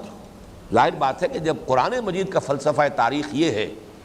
کہ پوری نسل انسانی جو ہے وہ ایک انسانی جوڑے کی اولاد ہے، حضرت آدم، حضرت حوا، ان کا دین کیا تھا؟ اسلام، توحید، اللہ کی اطاعت، انہیں خلیفہ بنا کر زمین پر اتارا گیا۔ اس اعتبار سے اب ان کی نسل جو بھی تھی، جب تک کہ خرابیاں پیدا نہیں ہوئی تو ایک ہی دین تھا، اور دین اسلام تھا، دین حق تھا، صحیح دین تھا، دین توحید تھا۔ اب اس کے بعد اختلافات پیدا ہوئے، تو اختلافات کے نتیجے میں شکلیں بدل گئیں، جیسے کہ ایک سیدھے راستے سے پگڈنڈیاں مڑتی چلی گئیں، کوئی ادھر مڑ گئی، کوئی ادھر مڑ گئی، لیکن ظاہر بات ہے کہ آغاز تو یقیناً ایک ہے، جڑ ایک ہے، اساس ایک ہے، بنیاد ایک ہے، اصل ایک ہے، اور نقطہ آغاز جو ہے وہ ایک ہے۔ وَمَا كَانَ النَّاسُ إِلَّا أُمَّةً وَاحِدَةً فَاخْتَلَفُوا وَلَوْلَا كَلِمَةٌ سَبَقَتْ مِنْ رَبِّكَ لَقُضِيَ بَيْنَهُمْ فِيمَا فِيهِ يَخْتَلِفُونَ۔ اب یہ اللہ تعالیٰ کی سنت ہے، وہ بہرحال اگر اس کی طرف سے مہلت معین نہ ہو چکی ہوتی، ہر چیز کے لیے اللہ تعالیٰ کا ایک ٹائم ٹیبل ہے جو اس نے طے کر رکھا ہے، اگر نہ وہ ٹائم ٹیبل اللہ کا طے شدہ ہوتا تو اللہ تعالیٰ ابھی فیصلہ کر دیتا، لیکن یہ کہ ابھی اللہ تعالیٰ نے مہلت دے رکھی ہے، قیامت کے دن سب کچھ معلوم ہو جائے گا کہ کون حق پر تھا، کون باطل پر تھا، کون اس سیدھی شاہراہ پر گامزن رہا اور کون جو ہے فتفرق بکم ادھر ادھر کی پگڈنڈیوں پر جو ہے وہ مڑ گئے اور دور نکلتے چلے گئے۔ لیکن یہ مضمون جو ہے جو سورہ یونس کی اس آیت میں آیا ہے، یہ قرآن مجید میں نہایت شان و شوکت کے ساتھ اسی سورہ بقرہ میں آتا ہے۔ آیت نمبر 213 ہے سورہ بقرہ کی، اور اس کو سورہ بقرہ کی اہم ترین آیات میں سے شمار کیا جا سکتا ہے۔ میں نے جو عرض کیا تھا کہ جو نصف ثانی ہے سورہ بقرہ کا، اس میں 4 لڑیاں چلتی ہیں مضامین کی آپس میں بٹی ہوئی، اور یاد ہوگا بہت سے حضرات کو کہ اس کے ساتھ ہی میں عرض کیا کرتا ہوں کہ جیسے کپڑے کا تانا بانا ہوتا ہے، اس تانے بانے ہی میں کوئی پھول جو ہے بنتی کے اندر آ جاتے ہیں، تو وقفے وقفے سے عظیم ترین آیات قرآن مجید کی سورہ بقرہ کے اندر ہیں۔ اس لیے جو میں نے حدیث آپ کو سنائی کہ حضور نے فرمایا کہ لِكُلِّ شَيْءٍ سَنَامٌ وَسَنَامُ الْقُرْآنِ سورۃ البقرہ، ہر شے کی ایک چوٹی ہے، قرآن کی چوٹی سورہ بقرہ ہے۔ اسی حدیث میں وہ الفاظ بھی ہیں کہ فیہا آیۃ ہی سیدۃ آیت القرآن، اس کی ایک آیت وہ ہے جو تمام قرآنی آیات کی سردار ہے، آیت الکرسی، توحید کے موضوع پر آیت الکرسی، پھر آیت الآیات ان فی خلق السماوات والارض واختلاف اللیل والنہار والفلک التی تجری فی البحر الی آخر الآیہ، جتنے یہ نیچرل فینومینا اور آیات آفاقی اس ایک آیت میں جمع کیے گئے قرآن مجید میں، اس کی کوئی نظیر آپ کو نہیں ملے گی۔ اسی طرح ہمارے منتخب نصاب کا درس نمبر 2 آیت البر، اس کس قدر جامع آیت ہے۔ اسی طرح یہ آیت اختلاف ہے قرآن مجید میں، کان الناس امۃ واحدۃ، تمام لوگ ایک ہی امت تھے، فبعث اللہ النبیین۔ اب یہاں نوٹ کیجئے کہ چونکہ سورہ یونس پہلے نازل ہوئی مکی صورت ہے، اس میں لفظ موجود ہے فاختلفوا، پھر انہوں نے اختلاف کیا، یہاں اس آیت میں فاختلفوا کا لفظ نہیں ہے، اس کو ہمیں لینا ہوگا سورہ یونس کی اس آیت سے، گویا کہ یہاں پر ایک خلا چھوڑ دیا گیا کہ اسے آپ فل کیجئے سورہ یونس کی آیت سے، وہ پہلے نازل ہو چکی ہے۔ کان الناس امۃ واحدۃ فاختلفوا فبعث اللہ النبیین مبشرین ومنذرین، جب انہوں نے اختلاف کیا تو اللہ تعالیٰ نے انبیاء کو مبعوث فرمایا کہ جو بشارت دینے والے تھے، جو راست رو لوگ تھے، سیدھے راستے پر چلنے والے تھے، ان کے لیے بشارت دینے والے، ومنذرین، اور خبردار کرنے والے تھے ان کو کہ جنہوں نے کج راہ اختیار کی، جو کجی میں پڑ گئے۔ وَأَنزَلَ مَعَهُمُ الْكِتَابَ بِالْحَقِّ، اور ان کے ساتھ اللہ نے کتاب نازل کی حق کے ساتھ، لِيَحْكُمَ بَيْنَ النَّاسِ فِيمَا اخْتَلَفُوا فِيهِ، تاکہ وہ فیصلہ کر دے لوگوں کے مابین ان تمام چیزوں کے بارے میں جن میں انہوں نے اختلاف کیا۔ وَمَا اخْتَلَفَ فِيهِ إِلَّا الَّذِينَ أُوتُوهُ مِن بَعْدِ مَا جَاءَتْهُمُ الْبَيِّنَاتُ بَغْيًا بَيْنَهُمْ، یہ بھی نہایت اہم ہے، اور قرآن مجید میں کم سے کم 4-5 مرتبہ یہ مضمون آیا ہے کہ یہ جو اختلاف ہوتا ہے بغیم بینہم کی وجہ سے ہوتا ہے، مغالطے کی وجہ سے نہیں ہوتا۔ انسان ٹھوکر جو ہے وہ اندھیرے میں نہیں کھاتا، یہ جو دین کا معاملہ ہے یہ جان بوجھ کر کھاتا ہے۔ نصف النہار پر سورج چمک رہا ہے لیکن آدمی ٹھوکر کھائے گا، کیوں کھائے گا؟ بغیم بینہم، اس لیے کہ اپنے اندر زدم زندہ ہے ایک دوسرے کے اوپر، ان تکون امۃ ہی اربع من امۃ، آگے بڑھ جائیں ایک دوسرے سے آگے، جس کو ایڈلر نے کہا ہے ارج ٹو ڈومینیٹ، ایک دوسرے پر بالادستی حاصل کرنا، یہ ہے اصل میں کہ جو سبب بنتا ہے اختلاف کا۔ تو یہاں فرمایا وَمَا اخْتَلَفَ فِيهِ إِلَّا الَّذِينَ أُوتُوهُ مِن بَعْدِ مَا جَاءَتْهُمُ الْبَيِّنَاتُ، یہ کتاب جو دی گئی اللہ تعالیٰ کی طرف سے، جس نے کہ دودھ کا دودھ اور پانی کا پانی جدا کر دیا، اس کے آنے کے بعد بھی جن لوگوں نے اختلاف کیا ہے وہ نہیں کیا مگر اس لیے کہ بغیم بینہم، زدم زدہ، ان کی بات کیوں مانیں؟ اگر ان کی بات مانیں گے یہ اونچے ہو گئے، ہم نیچے رہ گئے، یہ گویا کہ جیت گئے ہم ہار گئے۔ جیسے کہ علماء یہود کا معاملہ تھا کہ یعرفونہ کما یعرفون ابناہم، حضور کو اس طرح پہچانتے تھے جیسے اپنے بیٹوں کو پہچانتے، لیکن ایمان نہیں لائے۔ ابو جہل کا اقرار ہے ریکارڈ پر کہ محمد نے کبھی جھوٹ نہیں بولا۔ بھائی کیوں نہیں مانتے پھر ان کی بات صلی اللہ علیہ وسلم؟ کہ ہمارے اور بنی ہاشم کے درمیان ایک مسابقت کا معاملہ چل رہا تھا، انہوں نے کھانے کھلائے، ہم نے ان سے بڑھ کر کھلائے، انہوں نے لوگوں کی خدمتیں کی، حاجیوں کی مہمان نوازی کی، ہم نے ان سے زیادہ بڑے دسترخوان بچھا دیے، ابھی تک تو ہم کندھے سے کندھا جوڑے چلے آ رہے تھے، اب اگر ان کی نبوت مان لیں گے تو ہم تو ہمیشہ کے لیے غلام ہو جائیں گے، یہ مجھے قبول نہیں۔ کم سے کم یہ کہ اسے اس بات کا کریڈٹ دیا جانا چاہیے کہ اس نے صحیح بات کہہ دی، جو سچی بات تھی دل کی اس کو اس نے تسلیم کر دیا۔ تو یہ بغیم بینہم فہدی اللہ الذین آمنوا لما اختلفوا فیہ من الحق بإذنہ، تو پھر جن لوگوں نے اللہ تعالیٰ جو بھی ایمان لائے اللہ نے ان کو ہدایت دے دی، جو اختلافات تھے ان میں سے جو حق کا پہلو تھا اس کی طرف ان کو رہنمائی مل گئی۔ واللہ یہدی من یشاء الی صراط مستقیم، اور اللہ تعالیٰ جس کو چاہتا ہے سیدھے راہ کی ہدایت دیتا ہے۔ اس کے دونوں ترجمے ہو سکتے ہیں، جو چاہتا ہے سیدھی راہ حاصل کرنا اللہ اسے ہدایت دیتا، من یشاء دونوں طرف جا سکتا ہے، اللہ جسے چاہتا ہے ہدایت دے دیتا ہے صراط مستقیم کی، اور جو کوئی بھی صراط مستقیم کا خواہاں ہوتا ہے اللہ تعالیٰ اسے ہدایت دے دیتا ہے۔ اس لیے کہ یہ ساری کی ساری جو بات ہے انسان کی نیت جو ہے اس میں فیصلہ کن ہے۔ تو پہلی بات تو یہ نوٹ کیجئے کہ یقیناً تمام انسان ایک تھے، ایک امت تھے، یقیناً دین ایک ہی تھا شروع میں، سارے جو دین دنیا میں ہے سارے مذاہب، اس میں یہ بات نوٹ کر لیجئے کہ چونکہ جو بھی نصرانیت، یہودیت یا ایک تیسرا مذہب جو ہے سابین کا، ان کا معاملہ چونکہ ایک تو یہ کہ اس علاقے میں جہاں پر قرآن نازل ہو رہا تھا یہی دوسرے مذاہب تھے اور کوئی تیسرا مذہب تو وہاں تھا نہیں۔ دوسرے یہ کہ ان کا سارا تعلق جو ہے حضرت ابراہیم کے ساتھ جڑتا ہے، یہ تمام جو ہے نسل ابراہیمی اولاد ابراہیم کے مذاہب ہیں، لیکن اس کو یہ نہ سمجھیے کہ اس کے علاوہ جو ہے معاملہ دوسرے مذاہب کا وہ کوئی مختلف ہے بنیادی طور پر۔ حضرت نوح علیہ السلام کی امت، ان کے نہ معلوم کہاں کہاں اس کے گوشے پہنچے ہوں گے، اس لیے کہ حضرت ابراہیم کے بعد تو یقیناً حضرت ابراہیم کے نسل ہی میں سے انبیاء آئے ہیں، لیکن حضرت نوح اور حضرت ابراہیم کے درمیان تو حضرت نوح کی جو اولاد کی جو دو اور شاخیں ہیں، حضرت حام کی نسل ہے، حضرت یافس کی نسل ہے، کیسے ممکن ہے کہ ان میں کوئی نبی نہ آیا؟ یہ بات قرآن سے ثابت ہوتی ہے کہ حضرت ابراہیم کے بعد نبوت جو ہے یہ یقیناً حضرت ابراہیم علیہ السلام کی نسل ہی میں ہے، لیکن اس سے پہلے حضرت نوح علیہ السلام کی نسل، اور حضرت نوح علیہ السلام کی نسل کی صرف ایک شاخ ہے جو حضرت ابراہیم جس سے تعلق رکھتے ہیں، یعنی حضرت سام کی اولاد میں سے حضرت حام، حضرت یافس، ان کی نسل میں بھی انبیاء آئے ہوں گے، لیکن یہ کہ ان کی شریعتیں دور دور کے علاقوں میں پھیل گئیں، ان کے اندر جو ہے فرق و تفاوت اتنا زیادہ ہو گیا، اس میں صورت جو ہے اتنی تبدیل ہوتی چلی گئی کہ پہچانی ہوئی صورت بھی پہچانی نہیں جاتی، یہ تو شکل ہو گئی ہے، لیکن اصولاً یہ ماننا پڑے گا کہ دنیا میں تمام مذاہب یقیناً اسی ایک درخت کی شاخیں رہی ہے، چاہے وہ شاخیں کٹ گئیں، بہت دور نکل گئیں، یہ جیسے کہ بڑھ کے درخت میں ہوتا ہے کہ اس کی شاخیں جو ہیں بسا اوقات جو ہے وہ ایڈوینٹیشس روٹس جو ہیں بنا کر اور وہ بالکل ایک نئے درختوں کی شکل اختیار کر لیتی ہیں، تو وہ شکل میں تو نظر آئیں گے کہ یہ مذاہب جو ہے بالکل مختلف ہیں، ان کا کوئی تعلق ہی نہیں، کوئی بھی مشابہت کا پہلو نہیں ہے، لیکن یہ کہ اصولاً ان دو آیات کے حوالے سے قرآن مجید کی حکمت اور فلسفے کی اس بات کو اپنے ذہن میں بٹھا لینا چاہیے کہ تمام مذاہب دنیا کے جو ہیں وہ یقیناً اصل دین اسلام ہی کی بگڑی ہوئی شکلیں ہیں، انہی میں تغیر و تبدل کے ذریعے سے وجود میں آئے ہیں۔ اب ایک اور مضمون کی طرف میں نے اس مرتبہ توجہ کی ہے، اور وہ یہ کہ یہ جو وحدت ادیان یا وحدت امت کی ایک خواہش پیدا ہوتی ہے، میرے نزدیک یہ فطری ہے، اس کے اندر ایک ارج جو ہے انسان کے اندر کہ جو تفرقہ ہے، من دیگرم تو دیگری، اس کو ختم کیا جائے، کسی طرح قرب تلاش کیا جائے، مشترک اقدار جو ہے ان کو اجاگر کیا جائے۔ آج کی دنیا میں تو یہ ارج بہت شدید ہو چکی ہے، اس کی وجہ یہ ہے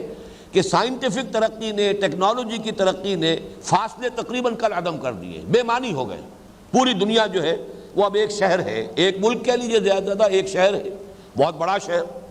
لہذا انسانوں کو نزدیک تر آنا چاہیے، قریب تر آنا چاہیے، اور یہ جو تفرقے ہیں خاص طور پر مذہب کی بنیاد پر، ان میں یقیناً ایک شدت ہوتی ہے، اس میں تو یہ کہ من دیگرم تو دیگری جو ہے اس کا ایک منطقی نتیجہ ہے، تو یہ ارج جو ہے یہ ہے تو لازماً ایک جو ہے یوں سمجھیے کہ ایک طبعی سا تقاضا ہے کہ جو ابھرتا ہے، اور یہی جیسا کہ میں نے عرض کیا چاہے تو وہ سیاسی تقاضے کے طور پر اور چاہے وہ مذہبی اور روحانی تقاضے کے طور پر مختلف اوقات میں مختلف فلسفوں کی شکلیں اختیار کر کے سامنے آتا رہا ہے، لیکن ہمیں دیکھنا چاہیے قرآن مجید کا اس میں نقطہ نظر کیا ہے۔ آج بڑی ایک عجیب حقیقت سامنے آئی جب میں نے ان آیات کا جو ہے احاطہ کیا اور مختلف جو مقامات پر یہ آیت آئی ہے، یہ مضمون آیا ہے۔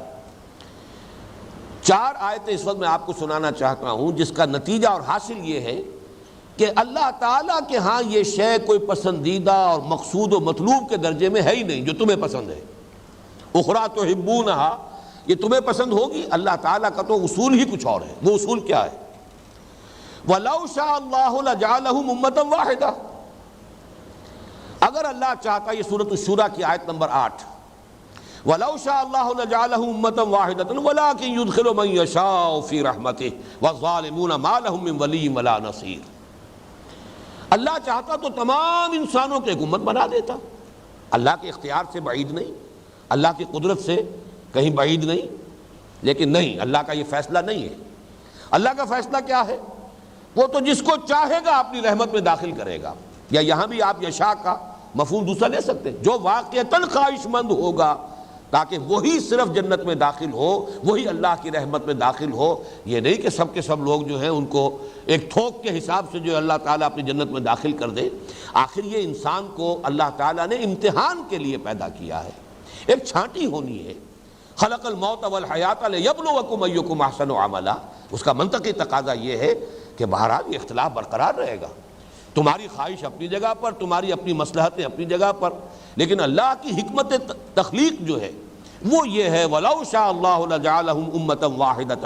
وَلَٰكِن يُدْخِلُ مَن يَشَاءُ فِي رَحْمَتِهِ وَالظَّالِمُونَ مَا لَهُم مِّن وَلِيٍّ وَلَا نَصِيرٍ۔ اور ظالموں کے لیے، مشرکوں کے لیے تو نہ کوئی مددگار ہوگا نہ کوئی پشت پناہ ہوگا۔ اس کے بعد دیکھیے سورۃ النحل کی آیت نمبر 93، دیکھیے کس قدر تکرار کے ساتھ تقریباً وہی الفاظ آ رہے ہیں۔ وَلَوْ شَاءَ اللَّهُ لَجَعَلَكُمْ أُمَّةً وَاحِدَةً، فرق صرف یہ ہے لَجَعَلَهُمْ أُمَّةً وَاحِدَةً، وہ ضمیر جو ہے غائب کی تھی، یہاں ضمیر خطاب کی ہے، حاضر کی ہے۔ وَلَوْ شَاءَ اللَّهُ لَجَعَلَكُمْ أُمَّةً وَاحِدَةً وَلَٰكِن يُضِلُّ مَن يَشَاءُ وَيَهْدِي مَن يَشَاءُ وَلَتُسْأَلُنَّ عَمَّا كُنتُمْ تَعْمَلُونَ۔ اللہ چاہتا تو تم سب کو ایک ہی امت بنا دیتا، اس کے اختیار سے بعید نہیں تھا، لیکن نہیں، وہ گمراہ کرتا ہے جس کو چاہتا ہے، یا وہ گمراہ کرتا ہے جو گمراہ ہونا چاہتا ہے، اور ہدایت دیتا ہے جس کو چاہتا ہے، یا وہ ہدایت دیتا ہے جو ہدایت کا خواہاں ہوتا ہے، اور لازماً تم سے محاسبہ ہوگا اس کا جو تم کرتے رہے تھے۔ یہ سارا حساب کتاب، پھر میں وہی لفظ استعمال کر رہا ہوں، اللہ تعالیٰ کی حکمت تخلیق یہ ہے۔ یہ دنیا اور انسان کی یہ دنیاوی زندگی ایک آزمائش کا دور ہے۔ قلزم ہستی سے تو ابرا ہے مانند حباب، اس زیاں خانے میں تیرا امتحان ہے زندگی۔ یہاں ایک سلیکشن ہونا ہے، وہ سلیکشن جو ہے وہ اسی حوالے سے ہوگا کہ جو چاہے گا اللہ تعالیٰ اسے ہدایت دے گا، اور جو ضلالت اور گمراہی کو اختیار کرے گا اللہ تعالیٰ، جیسے کہ سورہ صف میں ہم نے پڑھا فَلَمَّا زَاغُوا أَزَاغَ اللَّهُ قُلُوبَهُمْ، جب وہ کج ہو گئے اللہ نے ان کے دلوں کو بھی کج کر دیا۔ تیسری آیت دیکھیے، سورہ ہود کی آیات 118 119، یہاں یہ مضمون بہت شان کے ساتھ آیا ہے۔ وَلَوْ شَاءَ اللَّهُ لَجَعَلَ النَّاسَ أُمَّةً وَاحِدَةً، اب یہاں پر لَجَعَلَ النَّاسَ، یہاں ضمیر نہیں رہی، نہ ہم نہ کم۔ وَلَوْ شَاءَ اللَّهُ لَجَعَلَ النَّاسَ أُمَّةً وَاحِدَةً وَلَا يَزَالُونَ مُخْتَلِفِينَ إِلَّا مَنْ رَحِمَ رَبُّكَ وَلِذَٰلِكَ خَلَقَهُمْ وَتَمَّتْ كَلِمَةُ رَبِّكَ لَأَمْلَأَنَّ جَهَنَّمَ مِنَ الْجِنَّةِ وَالنَّاسِ أَجْمَعِينَ۔ اور اللہ چاہتا تو تمام انسانوں کو ایک امت ہی بنا دیتا، لیکن ایسا نہیں ہے، یہ اختلاف کرتے رہیں گے، لا یزالون مختلفین، اختلاف رہے گا، یہ اختلاف کرتے رہیں گے، الا من رحم ربک،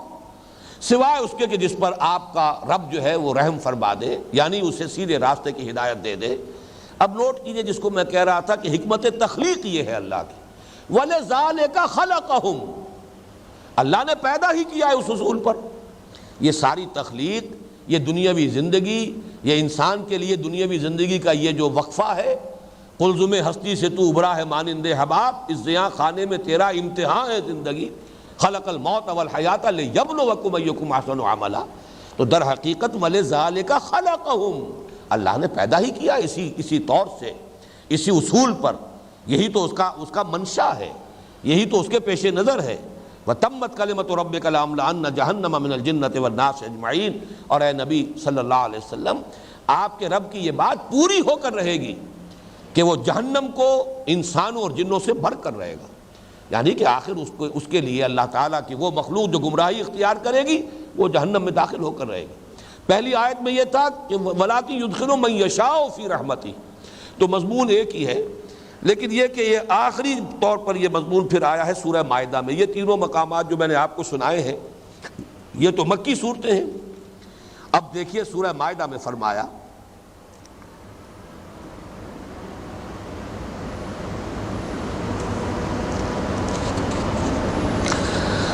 وَأَنزَلْنَا إِلَيْكَ الْكِتَابَ بِالْحَقِّ مُصَدِّقًا لِمَا بَيْنَ يَدَيْهِ مِنَ الْكِتَابِ وَمُهَيْمِنًا عَلَيْهِ فَاحْكُم بَيْنَهُم بِمَا أَنزَلَ اللَّهُ وَلَا تَتَّبِعْ أَهْوَاءَهُمْ عَمَّا جَاءَكَ مِنَ الْحَقِّ لِكُلٍّ جَعَلْنَا مِنكُمْ شِرْعَةً وَمِنْهَاجًا وَلَوْ شَاءَ اللَّهُ لَجَعَلَكُمْ أُمَّةً وَاحِدَةً وَلَكِنْ لِيَبْلُوَكُمْ فِيمَا آتَاكُمْ فَاسْتَبِقُوا الْخَيْرَاتِ۔ اللہ تعالیٰ چاہتا تو تم سب کو ایک امت واحدہ بنا دیتا، لیکن اس کا تو منشا یہ ہے، اس کے پیش نظر یہ ہے لِيَبْلُوَكُمْ فِيمَا آتَاكُمْ، یہ وہی آ گیا خلق الموت والحیات لِيَبْلُوَكُمْ أَيُّكُمْ أَحْسَنُ عَمَلًا، لِيَبْلُوَكُمْ فِيمَا آتَاكُمْ، تاکہ تمہیں آزمائے جو کچھ تمہیں دیا ہے اس میں۔ فَاسْتَبِقُوا الْخَيْرَاتِ، تو اے مسلمانوں تم نیکیوں میں ایک دوسرے سے آگے نکلنے کی کوشش کرو۔ إِلَى اللَّهِ مَرْجِعُكُمْ جَمِيعًا فَيُنَبِّئُكُم بِمَا كُنتُمْ فِيهِ تَخْتَلِفُونَ، بالآخر تم سب کو اللہ ہی کی طرف لوٹ جانا ہے اور وہ تمہیں جتلا دے گا جو کچھ کہ تم کرتے رہے تھے۔ تو یہ جو ایک ارج سی پیدا ہوتی ہے، خواہش پیدا ہوتی ہے، خواہ وہ ایک سیاسی تقاضے کے طور پر، خواہ وہ ویسے ہی جو آج کے حالات ہیں دنیا کے اس کے حوالے سے، لیکن اچھی طرح سمجھ لینا چاہیے اللہ تعالیٰ کی حکمت تخلیق کے وہ منافی ہیں۔ یہاں تو سیدھی سیدھی بات الحق من ربک فلا تکونن من الممترین، جو حق ہے اس کا بول بالا کرو، اس پر جمے رہو، اس پر ڈٹے رہو۔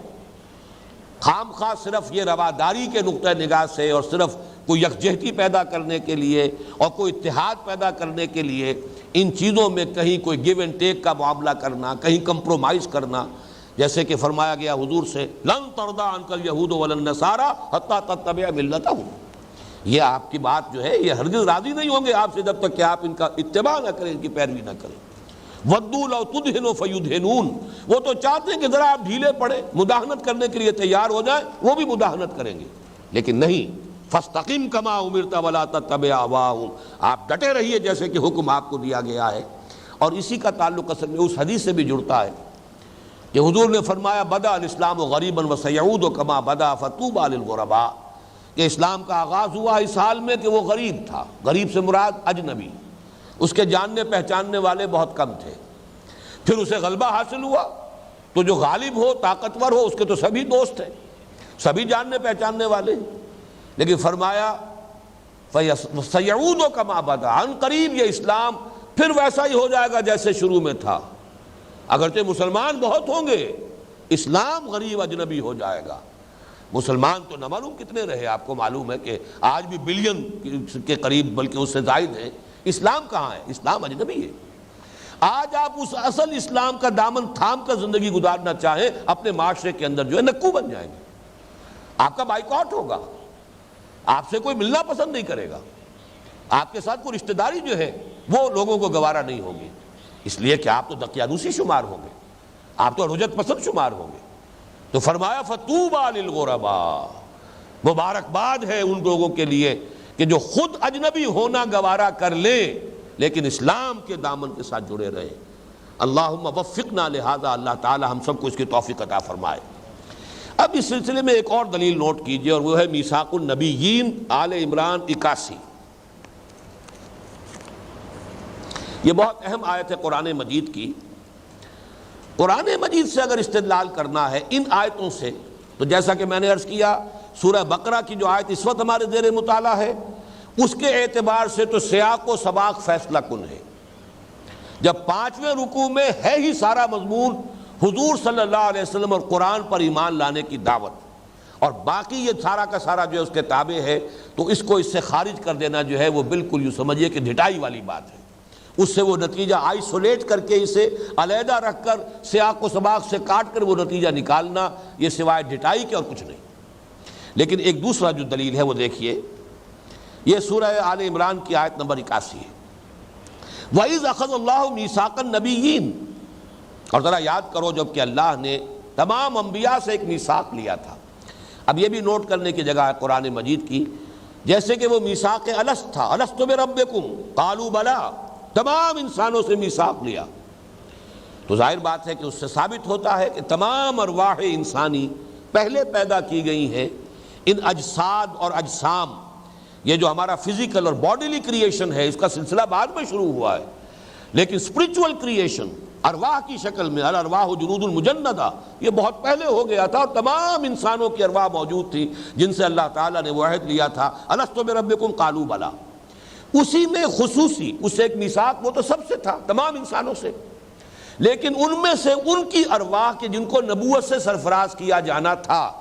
آخر حضرت آدم کی روح بھی تو اس وقت موجود تھی، حضرت ابراہیم کی روح بھی موجود تھی، حضرت محمد صلی اللہ علیہ وسلم کی روح پر نور جو ہے وہ بھی وہاں موجود تھی، تو یہ تمام ان سے کیا عہد لیا گیا وہ اب نوٹ کیجئے۔ وَإِذْ أَخَذَ اللَّهُ مِيثَاقَ النَّبِيِّينَ لَمَا آتَيْتُكُم مِّن كِتَابٍ وَحِكْمَةٍ ثُمَّ جَاءَكُمْ رَسُولٌ مُصَدِّقٌ لِّمَا مَعَكُمْ لَتُؤْمِنُنَّ بِهِ وَلَتَنصُرَنَّهُ۔ دیکھیے جب میں آپ میں سے کسی کو کتاب دوں گا، حکمت دوں گا، اور پھر ان کے بعد کوئی اور نبی آئے گا جو تصدیق کرتا ہوا ہوگا اس کی کہ جو ان کو دیا گیا تھا، تو تم لازماً ان پر ایمان لاؤ گے اور تم لازماً اس کی مدد کرو گے۔ یعنی مراد کیا ہے؟ ایک نبی آئے، اللہ نے انہیں کتاب دی،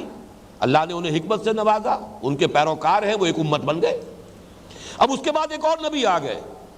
تو گویا کہ سابقہ انبیاء کے پیروکاروں پر لازم ہے یہ لَتُؤْمِنُنَّ بِهِ وَلَتَنصُرُنَّهُ، تم لازماً ان پر ایمان لاؤ گے، تمہارے لیے لازم ہوگا کہ ان پر ایمان لاؤ، وَلَتَنصُرُنَّهُ، اور اس کی مدد کرو۔ قَالَ أَقْرَرْتُمْ وَأَخَذْتُمْ عَلَى ذَلِكُمْ إِصْرِي، اللہ نے یہ بات کہہ کے فرمایا، سوال کیا، کیا آپ لوگوں نے اقرار کیا؟ تمام انبیاء موجود ہیں، کیا آپ لوگوں نے اقرار کیا اور اس پر میرے عہد کو اور میرے اس میثاق کو قبول کیا؟ قالوا اقررنا قال فاشهدوا وانا معكم من الشاہدین، تو انہوں نے کہا ہم نے اقرار کیا، فرمایا آپ گواہ رہنا اور میں بھی تمہارے ساتھ گواہ ہوں۔ ظاہر بات ہے ہر نبی کی امت سے جب اللہ تعالیٰ نے یہ عہد لیا ہے تو آپ کیسے کہہ سکتے ہیں کہ انبیاء پر بس اپنے اپنے نبی کے اوپر ایمان رکھنا کافی ہو جائے گا نجات کے لیے؟ یہ تو اس کی قطعاً نقیص ہے، اس آیہ مبارکہ سے گویا کہ اس کی بالکل ایک ضد ہے، اس کے برعکس کیفیت جو سامنے آ رہی ہے۔ اب خاص طور پر بنی اسرائیل کا جو عہد تھا اس کو بھی نوٹ کر لیجئے، اس لیے کہ میں نے جو آج سورہ بقرہ کے 5ویں رکوع کی آیت میں وَأَوْفُوا بِعَهْدِي أُوفِ بِعَهْدِكُمْ وَإِيَّايَ فَارْهَبُونَ، بنی اسرائیل سے خاص طور پر جو کہا جا رہا ہے میرا عہد پورا کرو تاکہ میں تم سے اپنا عہد پورا کروں، تو وہ کون سا خصوصی عہد تھا جو بنی اسرائیل سے ہوا ہے؟ یہ آیات ہیں سورہ اعراف کی 156، 157، 158، بڑی اہم آیات ہیں۔ جبکہ حضرت موسیٰ علیہ السلام کی قوم پر اللہ تعالیٰ کی طرف سے گرفت آئی تھی، پھر حضرت موسیٰ علیہ السلام اپنی قوم کے بڑے اہم اور چیدہ لوگوں کو لے کر گئے ہیں طور پر، وہاں حاضری ہوئی ہے، وہاں حضرت موسیٰ علیہ السلام نے درخواست پیش کی اللہ تعالیٰ کی جناب میں، وَاكْتُبْ لَنَا فِي هَذِهِ الدُّنْيَا حَسَنَةً، اے رب ہمارے لیے اس دنیا کی زندگی میں بھی خیر اور نیکی اور بھلائی لکھ دے، طے کر دے کہ ہمارے لیے ہمیشہ تیری طرف سے نیکی اور بھلائی اور حسنہ جو ہے وہ ہمیں ملتی رہے گی، وفی الآخرہ، اور آخرت میں بھی۔ اِنَّا ہُدْنَا إِلَيْكَ، اس لفظ کو ذرا نوٹ کیجئے، اس پر ابھی گفتگو کریں گے ہم نے رجوع کیا تیری جناب میں، اس لیے کہ یہاں سے لفظ یہود کا ایک تعلق بنتا ہے لغوی طور پر، ہادہ یہود و ہودن، رجوع کرنا، تابا یتوب و توبن، لوٹنا، آبا یعوب و اوبن، یہ در حقیقت بڑے قریب المعنی الفاظ ہیں۔ ہادہ یہود و ہودن، رجوع کرنا، لوٹنا، پلٹنا، کسی کی طرف انابت کا رخ اختیار کرنا۔ اِنَّا ہُدْنَا إِلَيْكَ، کہ اللہ ہم نے رجوع کیا تیری جناب میں۔ قَالَ عَذَابِي أُصِيبُ بِهِ مَنْ أَشَاءُ، حضرت موسیٰ کی اس دعا یا درخواست کے جواب میں اللہ نے فرمایا دیکھو میرا جہاں تک عذاب کا تعلق ہے وہ تو پھر میں دوں گا جس کو چاہوں گا، یعنی جس کو چاہوں گا معاف کر دوں گا، جس کو چاہوں گا سزا دوں گا۔ وَرَحْمَتِي وَسِعَتْ كُلَّ شَيْءٍ، اور میری ایک تو رحمت عام ہے کہ جو ہر شے کے شامل حال ہے، ہر شے کا وجود ہے تو میری رحمت سے ہے، ماں باپ کے دل میں محبت ہے اولاد کی تو میری رحمت کا یہ در حقیقت پرتو ہے، اسی کا ایک ظہور ہے، اسی کا ایک مظہر ہے۔ جو بھی دنیا میں رحمت ہے، باہمی تراحم ہے، وہ در حقیقت میری رحمت ہی کا ایک جو ہے وہ پرتو ہے۔ فَسَأَكْتُبُهَا لِلَّذِينَ يَتَّقُونَ وَيُؤْتُونَ الزَّكَاةَ وَالَّذِينَ هُمْ بِآيَاتِنَا يُؤْمِنُونَ، اور خاص میری رحمت جو ہے وہ میں لکھ دوں گا، طے کر دوں گا، ریزرو کر دوں گا ان لوگوں کے لیے جو تقویٰ کی روش اختیار کریں گے، زکوٰۃ عطا کریں گے اور جو ہماری آیات پر ایمان لائیں گے۔ الذین یتبعون الرسول النبی الامی الذی یجدونہ مکتوبا عندہم فی التوراۃ والانجیل، یعنی وہ لوگ کہ جو اتباع کریں گے ہمارے رسول کا جو نبی امی نبی امی جو رسول کی حیثیت سے مبعوث ہوں گے، جنہیں وہ موجود پائیں گے اپنے پاس لکھے ہوئے، یعنی جن کی پیشن گوئیاں لکھی ہوئی موجود پائیں گے اپنے پاس تورات میں بھی والانجیل اور انجیل میں بھی، یامرہم بالمعروف، وہ انہیں نیکیوں کا حکم دے گا، وینہاہم عن المنکر، بدیوں سے روکے گا، ویحل لہم الطیبات، اور تمام پاکیزہ چیزوں کو ان کے لیے حلال ٹھہرائے گا، ویحرم علیہم الخبائث، اور تمام جو ہے بری چیزوں کو، خبیث چیزوں کو، ناپاک چیزوں کو حرام قرار دے گا، وَيَضَعُ عَنْهُمْ إِصْرَهُمْ وَالْأَغْلَالَ الَّتِي كَانَتْ عَلَيْهِمْ، اور ان پر جو بوجھ پڑ گئے ہوں گے، ان پر جو بھی ان کے طوق ان کی گردنوں کے اندر ہوں گے، ان سے انہیں نجات دلائے گا۔ فَالَّذِينَ آمَنُوا بِهِ وَعَزَّرُوهُ وَنَصَرُوهُ، تو وہ لوگ جو ان پر ایمان لائیں گے اور ان کا احترام کریں گے، تعظیم کریں گے اور ان کی مدد کریں گے، وَاتَّبَعُوا النُّورَ الَّذِي أُنزِلَ مَعَهُ، اور اس نور کا اتباع کریں گے جو ان کے ساتھ نازل کیا جائے گا، اولئک هم المفلحون، وہ ہوں گے فلاح پانے والے۔ یہ تھا وہ قول و قرار جو بنی اسرائیل سے بالخصوص محمد الرسول اللہ صلی اللہ علیہ وسلم پر ایمان لانے کے ضمن میں لیا گیا ہے۔ چنانچہ اگلی آیت میں اب حضور سے فرمایا گیا، قل، اے نبی اب کہیے، آپ ڈنکے کی چوٹ کہیے، قل یا ایھا الناس انی رسول اللہ الیکم جمیعا،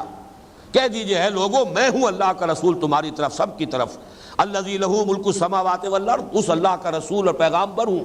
جس کے لیے آسمان اور زمین کی بادشاہی ہے، لا الہ الا ہو، اس کے سوا کوئی معبود نہیں، یحیی و یمیت، وہی زندہ رکھتا ہے، وہی موت وارد کرے گا، فآمنوا باللہ ورسولہ النبی الامی الذی یؤمن باللہ وکلماتہ واتبعوہ لعلکم تہتدون، تو بس ایمان لاؤ اس نبی امی پر، اس رسول پر کہ جو اللہ کی تمام کلمات پر، اللہ کی تمام کتابوں پر ایمان رکھتا ہے، تاکہ تم فلاح پاؤ۔ یہ ہے وہ اوفو بعہدی اوف بعہدکم۔ تو اب آپ نے نوٹ کیا کہ نمبر ایک، سیاق و سباق کے اعتبار سے اس آیت سے یہ مفہوم نکالنا کہ حضور پر ایمان لانا نجات کی شرط نہیں ہے، یہ قطعاً یوں سمجھیے کہ سوائے ڈھٹائی کے اور کچھ نہیں۔ نمبر دو، تمام انبیاء سے جو عہد لیا گیا اس کا بھی نتیجہ یہ نکلتا ہے کہ ہر نئے نبی پر ایمان لانا یہ فرض ہے، لازم ہے، اس کے بغیر نجات نہیں۔ نمبر تین، خاص طور پر یہ جو سلسلہ آیات ہے یہ بنی اسرائیل کے ساتھ اس میں جو آغاز ہوا، اوفو بعہدی اوف بعہدکم، تو وہ عہد تھا ہی یہ کہ وہ رسول نبی امی صلی اللہ علیہ وسلم پر ایمان لائیں گے۔ تو ان تمام چیزوں کے ہوتے ہوئے وہ نتیجہ نکالنا، سوائے اس کے کہ دلوں میں کجی ہو، نقطہ نظر کے اندر ٹیڑھ ہو، اور اس کی کوئی بنیاد نہیں۔ اب آئیے ذرا اس آیت کے چند الفاظ پر بھی ہم غور کر لیں۔ ان الذین آمنوا، یقیناً وہ لوگ جو ایمان لائے، اور میں عرض کر چکا ہوں یہاں مراد مسلمان۔ اب یہ ہمیں سمجھنا ہے کہ اصل میں اس آیت کا مدعا کیا ہے، مفہوم کیا ہے، یہ کس مقصد کے لیے یہ آیت یہاں آئی ہے، وارد ہوئی۔ ہوتا یہ ہے، اور یہ انسانوں کی ایک مشترک کمزوری ہے اور تقریباً تمام ملتوں اور امتوں کا مشترک روگ ہے، مرض ہے، کہ لوگ کسی امت میں آنے کے بعد، شامل ہونے کے بعد، نجات کا دار و مدار صرف اس بات کو بنا لیتے ہیں کہ ہم اس امت میں شامل ہیں۔ امت میں شامل ہونا اخروی نجات کی ضمانت نہیں ہے۔ امت میں شامل ہونے کے لیے اپنا ذاتی ایمان، ذاتی عمل، یہ شرط لازم۔ آپ بہترین امت میں شامل ہو، ذاتی طور پر آپ کو ایمان حاصل نہیں ہے، آپ کا عمل درست نہیں ہے، تو محض وہ ٹھپا جو آپ پر لگا ہوا ہے اس امت کا کے حوالے سے، وہ آپ کی نجات کا ضامن نہیں ہے۔ اصل جو خرابی پیدا ہوتی ہے امتوں میں وہ یہ ہے، ایک عجب پیدا ہوتا ہے، چونکہ ہم ان میں سے ہیں، لیکن جو کہ بھی کچھ ہے تیرے محبوب کی امت میں ہے۔ اب یہ جو ایک خیال ہے در حقیقت کہ چاہے ہم کچھ بھی ہیں، ہمارے اعمال کچھ بھی ہیں، لیکن چونکہ تیرے محبوب کی امت میں ہے، لہذا جو نجات ہے، فوز و فلاح ہے، جنت ہے، وہ گویا کہ ہمارا حق ہے۔ یہ مغالطہ ہمیشہ پیدا ہوا ہے، بنی اسرائیل کو پیدا ہوا اور ہر ایک کو ہو جاتا۔ ہمارے ہاں اس حد تک وضاحت کی گئی ہے کہ ایک شخص حضور کے ساتھ جنگ کر رہا ہے، حضور کے ساتھ مل کر کفار کے مقابلے میں جنگ کر رہا ہے، اور اس کا انتقال ہو گیا ہے، وہ شہید ہو گیا ہے بظاہر۔ لوگ کہتے ہیں شہید ہو گیا، جنت میں چلا گیا، حضور فرماتے ہیں میں نے تو اسے جہنم میں دیکھا ہے۔ چاہے وہ حضور کے ساتھ آیا ہے، جنگ کرتا ہوا مارا گیا ہے، حضور کے ساتھ اس نے جنگ میں حصہ لیا ہے، لیکن یہ کہ خود جہنمی ہے۔ کیوں جہنمی ہے؟ کہ ہو گیا تھا مجروح، زخمی ہو گیا تھا، شدید زخمی تھا، اور زخم کے اس درد کو اس کی تاب نہیں لا سکا، برداشت نہیں کر سکا، خودکشی کر لی، خودکشی کی بنا پر جہنم میں چلا گیا۔ یہ معاملہ سیدھا سیدھا۔ حضور سے پوچھا گیا کوئی شخص جنگ کرتا ہے اللہ کی راہ میں لیکن صرف اپنی شجاعت کے اظہار جو ہے اس کے سامنے ہے، مقصود یہ ہے ڈنکا بج جائے میری شجاعت کا، میری بہادری کا، یا کوئی حمیت جاہلی کی وجہ سے کہ مہم حضور نے بھیجی ہے کسی ایسے قبیلے کی طرف جس کے ساتھ خاندانی لڑائی چلی آ رہی تھی، تو اب بڑے ذوق اور شوق کے ساتھ جا رہے ہیں کہ اب موقع ملے گا، پچھلی ساری جو ہے وہ میں اپنے بدلے جو ہے نکال لوں گا۔ اسی طریقے سے کوئی مال غنیمت کی طلب میں، فرمایا پوچھا گیا کہ ان میں سے کون سا ہے مجاہد فی سبیل اللہ، آپ نے فرمایا کوئی نہیں، مجاہد فی سبیل اللہ صرف وہ ہوگا جو اس لیے جنگ کر رہا ہے، صرف اس لیے لتکون کلمۃ اللہ العلیٰ، تاکہ اللہ کا کلمہ سب سے سربلند ہو جائے۔ یہ ہے اصل مقصد۔ تو سارا معاملہ انفرادی، اس کو میں نے خاص طور پر اسی کتاب میں موجودہ اور سابقہ مسلمان امتوں کا ماضی، حال اور مستقبل، اس میں جو اللہ تعالیٰ کا قانون عذاب پر جو میرا چیپٹر ہے اس میں نے یہ بات واضح کی ہے کہ دنیا میں جو قوموں پر عذاب آتا ہے وہ اجتماعی معاملہ ہوتا ہے، اور اس میں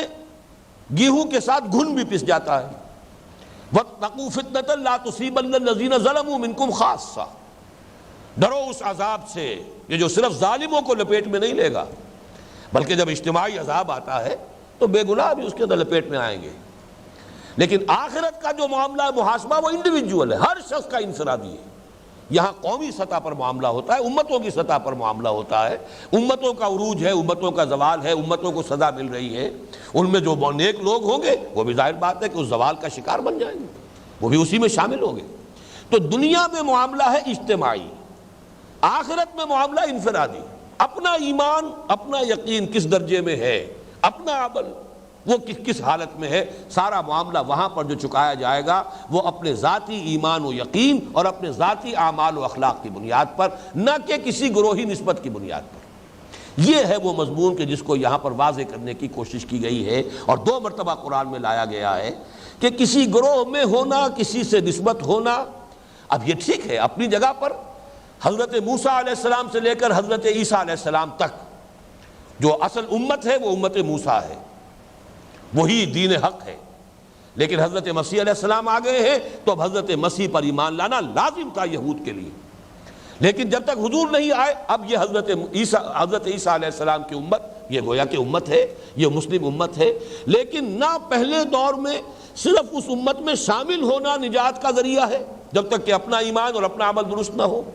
نہ اس دوسرے دور میں صرف حضرت مسیح کی امت میں شامل ہو جانا نجات کی ضمانت ہے جب تک کہ اپنا ایمان اور اپنا عمل درست نہ ہو۔ اسی طریقے سے اب امت محمد میں شامل ہو جانا صلی اللہ علیہ وسلم یہ بھی نجات کی ضمانت نہیں دے سکتا جب تک کہ اپنا ایمان درست نہ ہو اور اپنے اعمال صحیح نہ ہو۔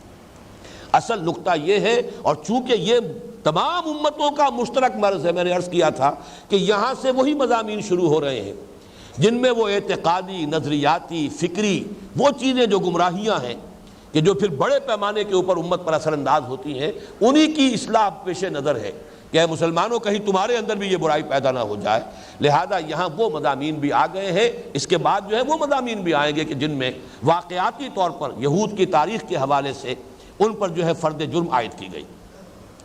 والذین ہادوا، ان الذین آمنوا، وہ لوگ جو مسلمان ہوئے امت محمد میں شامل ہو گئے۔ والذین ہادوا، اب یہاں پر دیکھیے بنی اسرائیل کا لفظ نہیں آیا بلکہ والذین ہادوا آیا ہے، اس لیے کہ جو ایک امت بنی ہے وہ در حقیقت بنی ہے اب اس انا ہدنا الیک، حضرت موسیٰ علیہ السلام نے جو الفاظ استعمال کیے، اصل بنیاد جو ہے دین حق ہونے کے اعتبار سے وہ ہے، وہ معنوی نسبت جو ہے، اگرچہ یہودیوں نے اصل میں اپنے اس لفظ کے لیے جو بنیاد قرار دیے وہ یہ ہے کہ حضرت یعقوب علیہ السلام کے جو چوتھے بیٹے تھے یہوذا یا یہودا، ان کی نسل میں حضرت سلیمان اور حضرت داؤد علیہ السلام ان کی نسل سے ہیں، اور چونکہ زیادہ غلبہ جو ہے ان 12 قبیلوں میں سے ان کو حاصل ہوا ہے تو گویا کہ یہی لفظ جو ہے یہودیوں کے لیے ایک اسم علم کی شکل اختیار کر گیا۔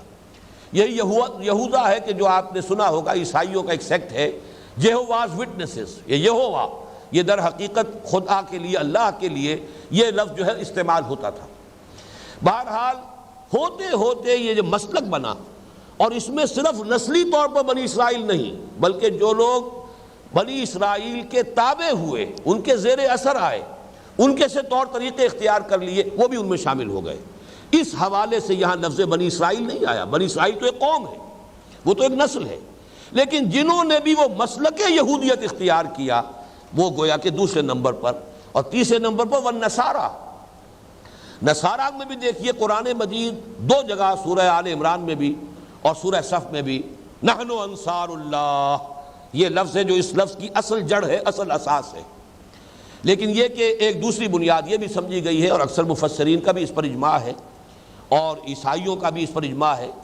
کہ اصل میں وہ قصبہ تھا، وہ ناصرہ یا نصران، یہ دونوں اس کے نام آتے ہیں۔ یہ ایک قصبہ تھا کہ جو بیت المقدس کے شمال میں تھا، کوئی 70 میل کے فاصلے پر، اور بحیرہ روم کے ساحل سے 20 میل کے فاصلے پر، اب بھی موجود ہے۔ نزارت بھی اس کو کہتے ہیں، جیزس آف نزارت۔ چونکہ حضرت مسیح علیہ السلام کا تعلق جو ہے آبائی، وہ در حقیقت اس سے آبائی کہیے، یا جو حضرت مریم کا تعلق جو ہے وہ اس قصبے سے، تو ان کو اس لیے جیزس آف نزارت کہا جاتا ہے۔ باقی یہ کہ اس کا قرآن مجید نے نسبت جوڑی ہے نحن انصار اللہ، کونوا انصار اللہ، من انصاری اللہ کے ساتھ، جو معنوی نسبت ہونی چاہیے۔ لیکن یہ نوٹ کر لیجئے کہ اصل میں حضرت مسیح علیہ السلام کے جو خلیفہ برحق تھے، پیٹر یا شمعون، ان کے پیروکار تھے جو حضرت مسیح کے اصل دین پر تھے، اور وہ بہت عرصے تک نزارین کہلاتے رہے۔ اور جو سینٹ پال، جو حضرت مسیح کی زندگی تک جب تک کہ انہیں نہیں اٹھایا گیا تھا، رفع سماوی نہیں ہوئی، اس وقت تک شدید دشمن تھا حضرت مسیح کا، بعد میں اس نے لبادہ اوڑھا اور اس نے کہا کہ مجھے رویا ہوا ہے، مجھے کشف میں حضرت مسیح سے ملاقات ہوئی ہے، اور اب میں نے ان کا دین اختیار کر لیا ہے، اور پھر اس نے حضرت مسیح کے دین کو جو ہے وہ تبدیل کیا، اس کے اندر ساری جو ہے ترمیمیں کی ہیں۔ تو وہ سینٹ پال جو ہے ان کے ماننے والے اب عیسائی کہلاتے ہیں، کرسچنز۔ قرآن مجید لفظ جہاں لائے گا نصارہ لائے گا، نزارینز، اور بعد میں وہ ایبونائٹس کہلاتے تھے۔ یہ تھے اصل جو حضرت مسیح علیہ السلام کے دین پر تھے، لہذا قرآن صرف ان کا نام لے رہا ہے، جو اچھے نام ہیں ان کے حوالے سے یہ آیت نازل ہو رہی ہے۔ ان میں سے بھی جو بھی شامل ہے وہ اپنے ایمان اور عمل کی بنیاد پر جو کچھ پائے گا اللہ کے ہاں پائے گا۔ اب ظاہر بات ہے کہ جب ان کا علیحدہ علیحدہ ذکر کیا جا رہا ہے تو اپنے اپنے دور میں ان میں سے ایمان کسی کا حضرت موسیٰ پر تھا، کسی کا ان میں سے ایمان حضرت عیسیٰ پر تھا، ہمارا ایمان حضرت محمد پر بھی ہے اور صلی اللہ علیہ وسلم اور باقی تمام انبیاء پر بھی ہے۔ یہ چونکہ قدر مشترک تھی لہذا یہاں پہ رسول کا تذکرہ نہیں کیا، بلکہ صرف من آمن باللہ والیوم الآخر وعمل صالحا، جو بھی اللہ پر یوم آخر پر ایمان رکھے اور نیک عمل کرے،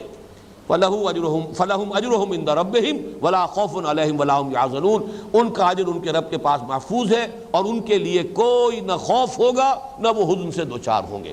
اللہم ربنا اجعلنا منہم، اللہ تعالی ہمیں بھی ان میں شامل کرے۔ اس آیت کا بھی ابھی بیان مکمل نہیں ہوا، اس لیے کہ سابعین کے بارے میں گفتگو انشاءاللہ تعالی ابھی اگلے ہفتے کو ہمیں کچھ کرنی پڑے گی، پھر ہم اس سے آگے چلیں گے انشاءاللہ العزیز۔ بارک اللہ لی ولکم فی القرآن العظیم ونفعنی وإیاکم بالآیات والذکر الحکیم۔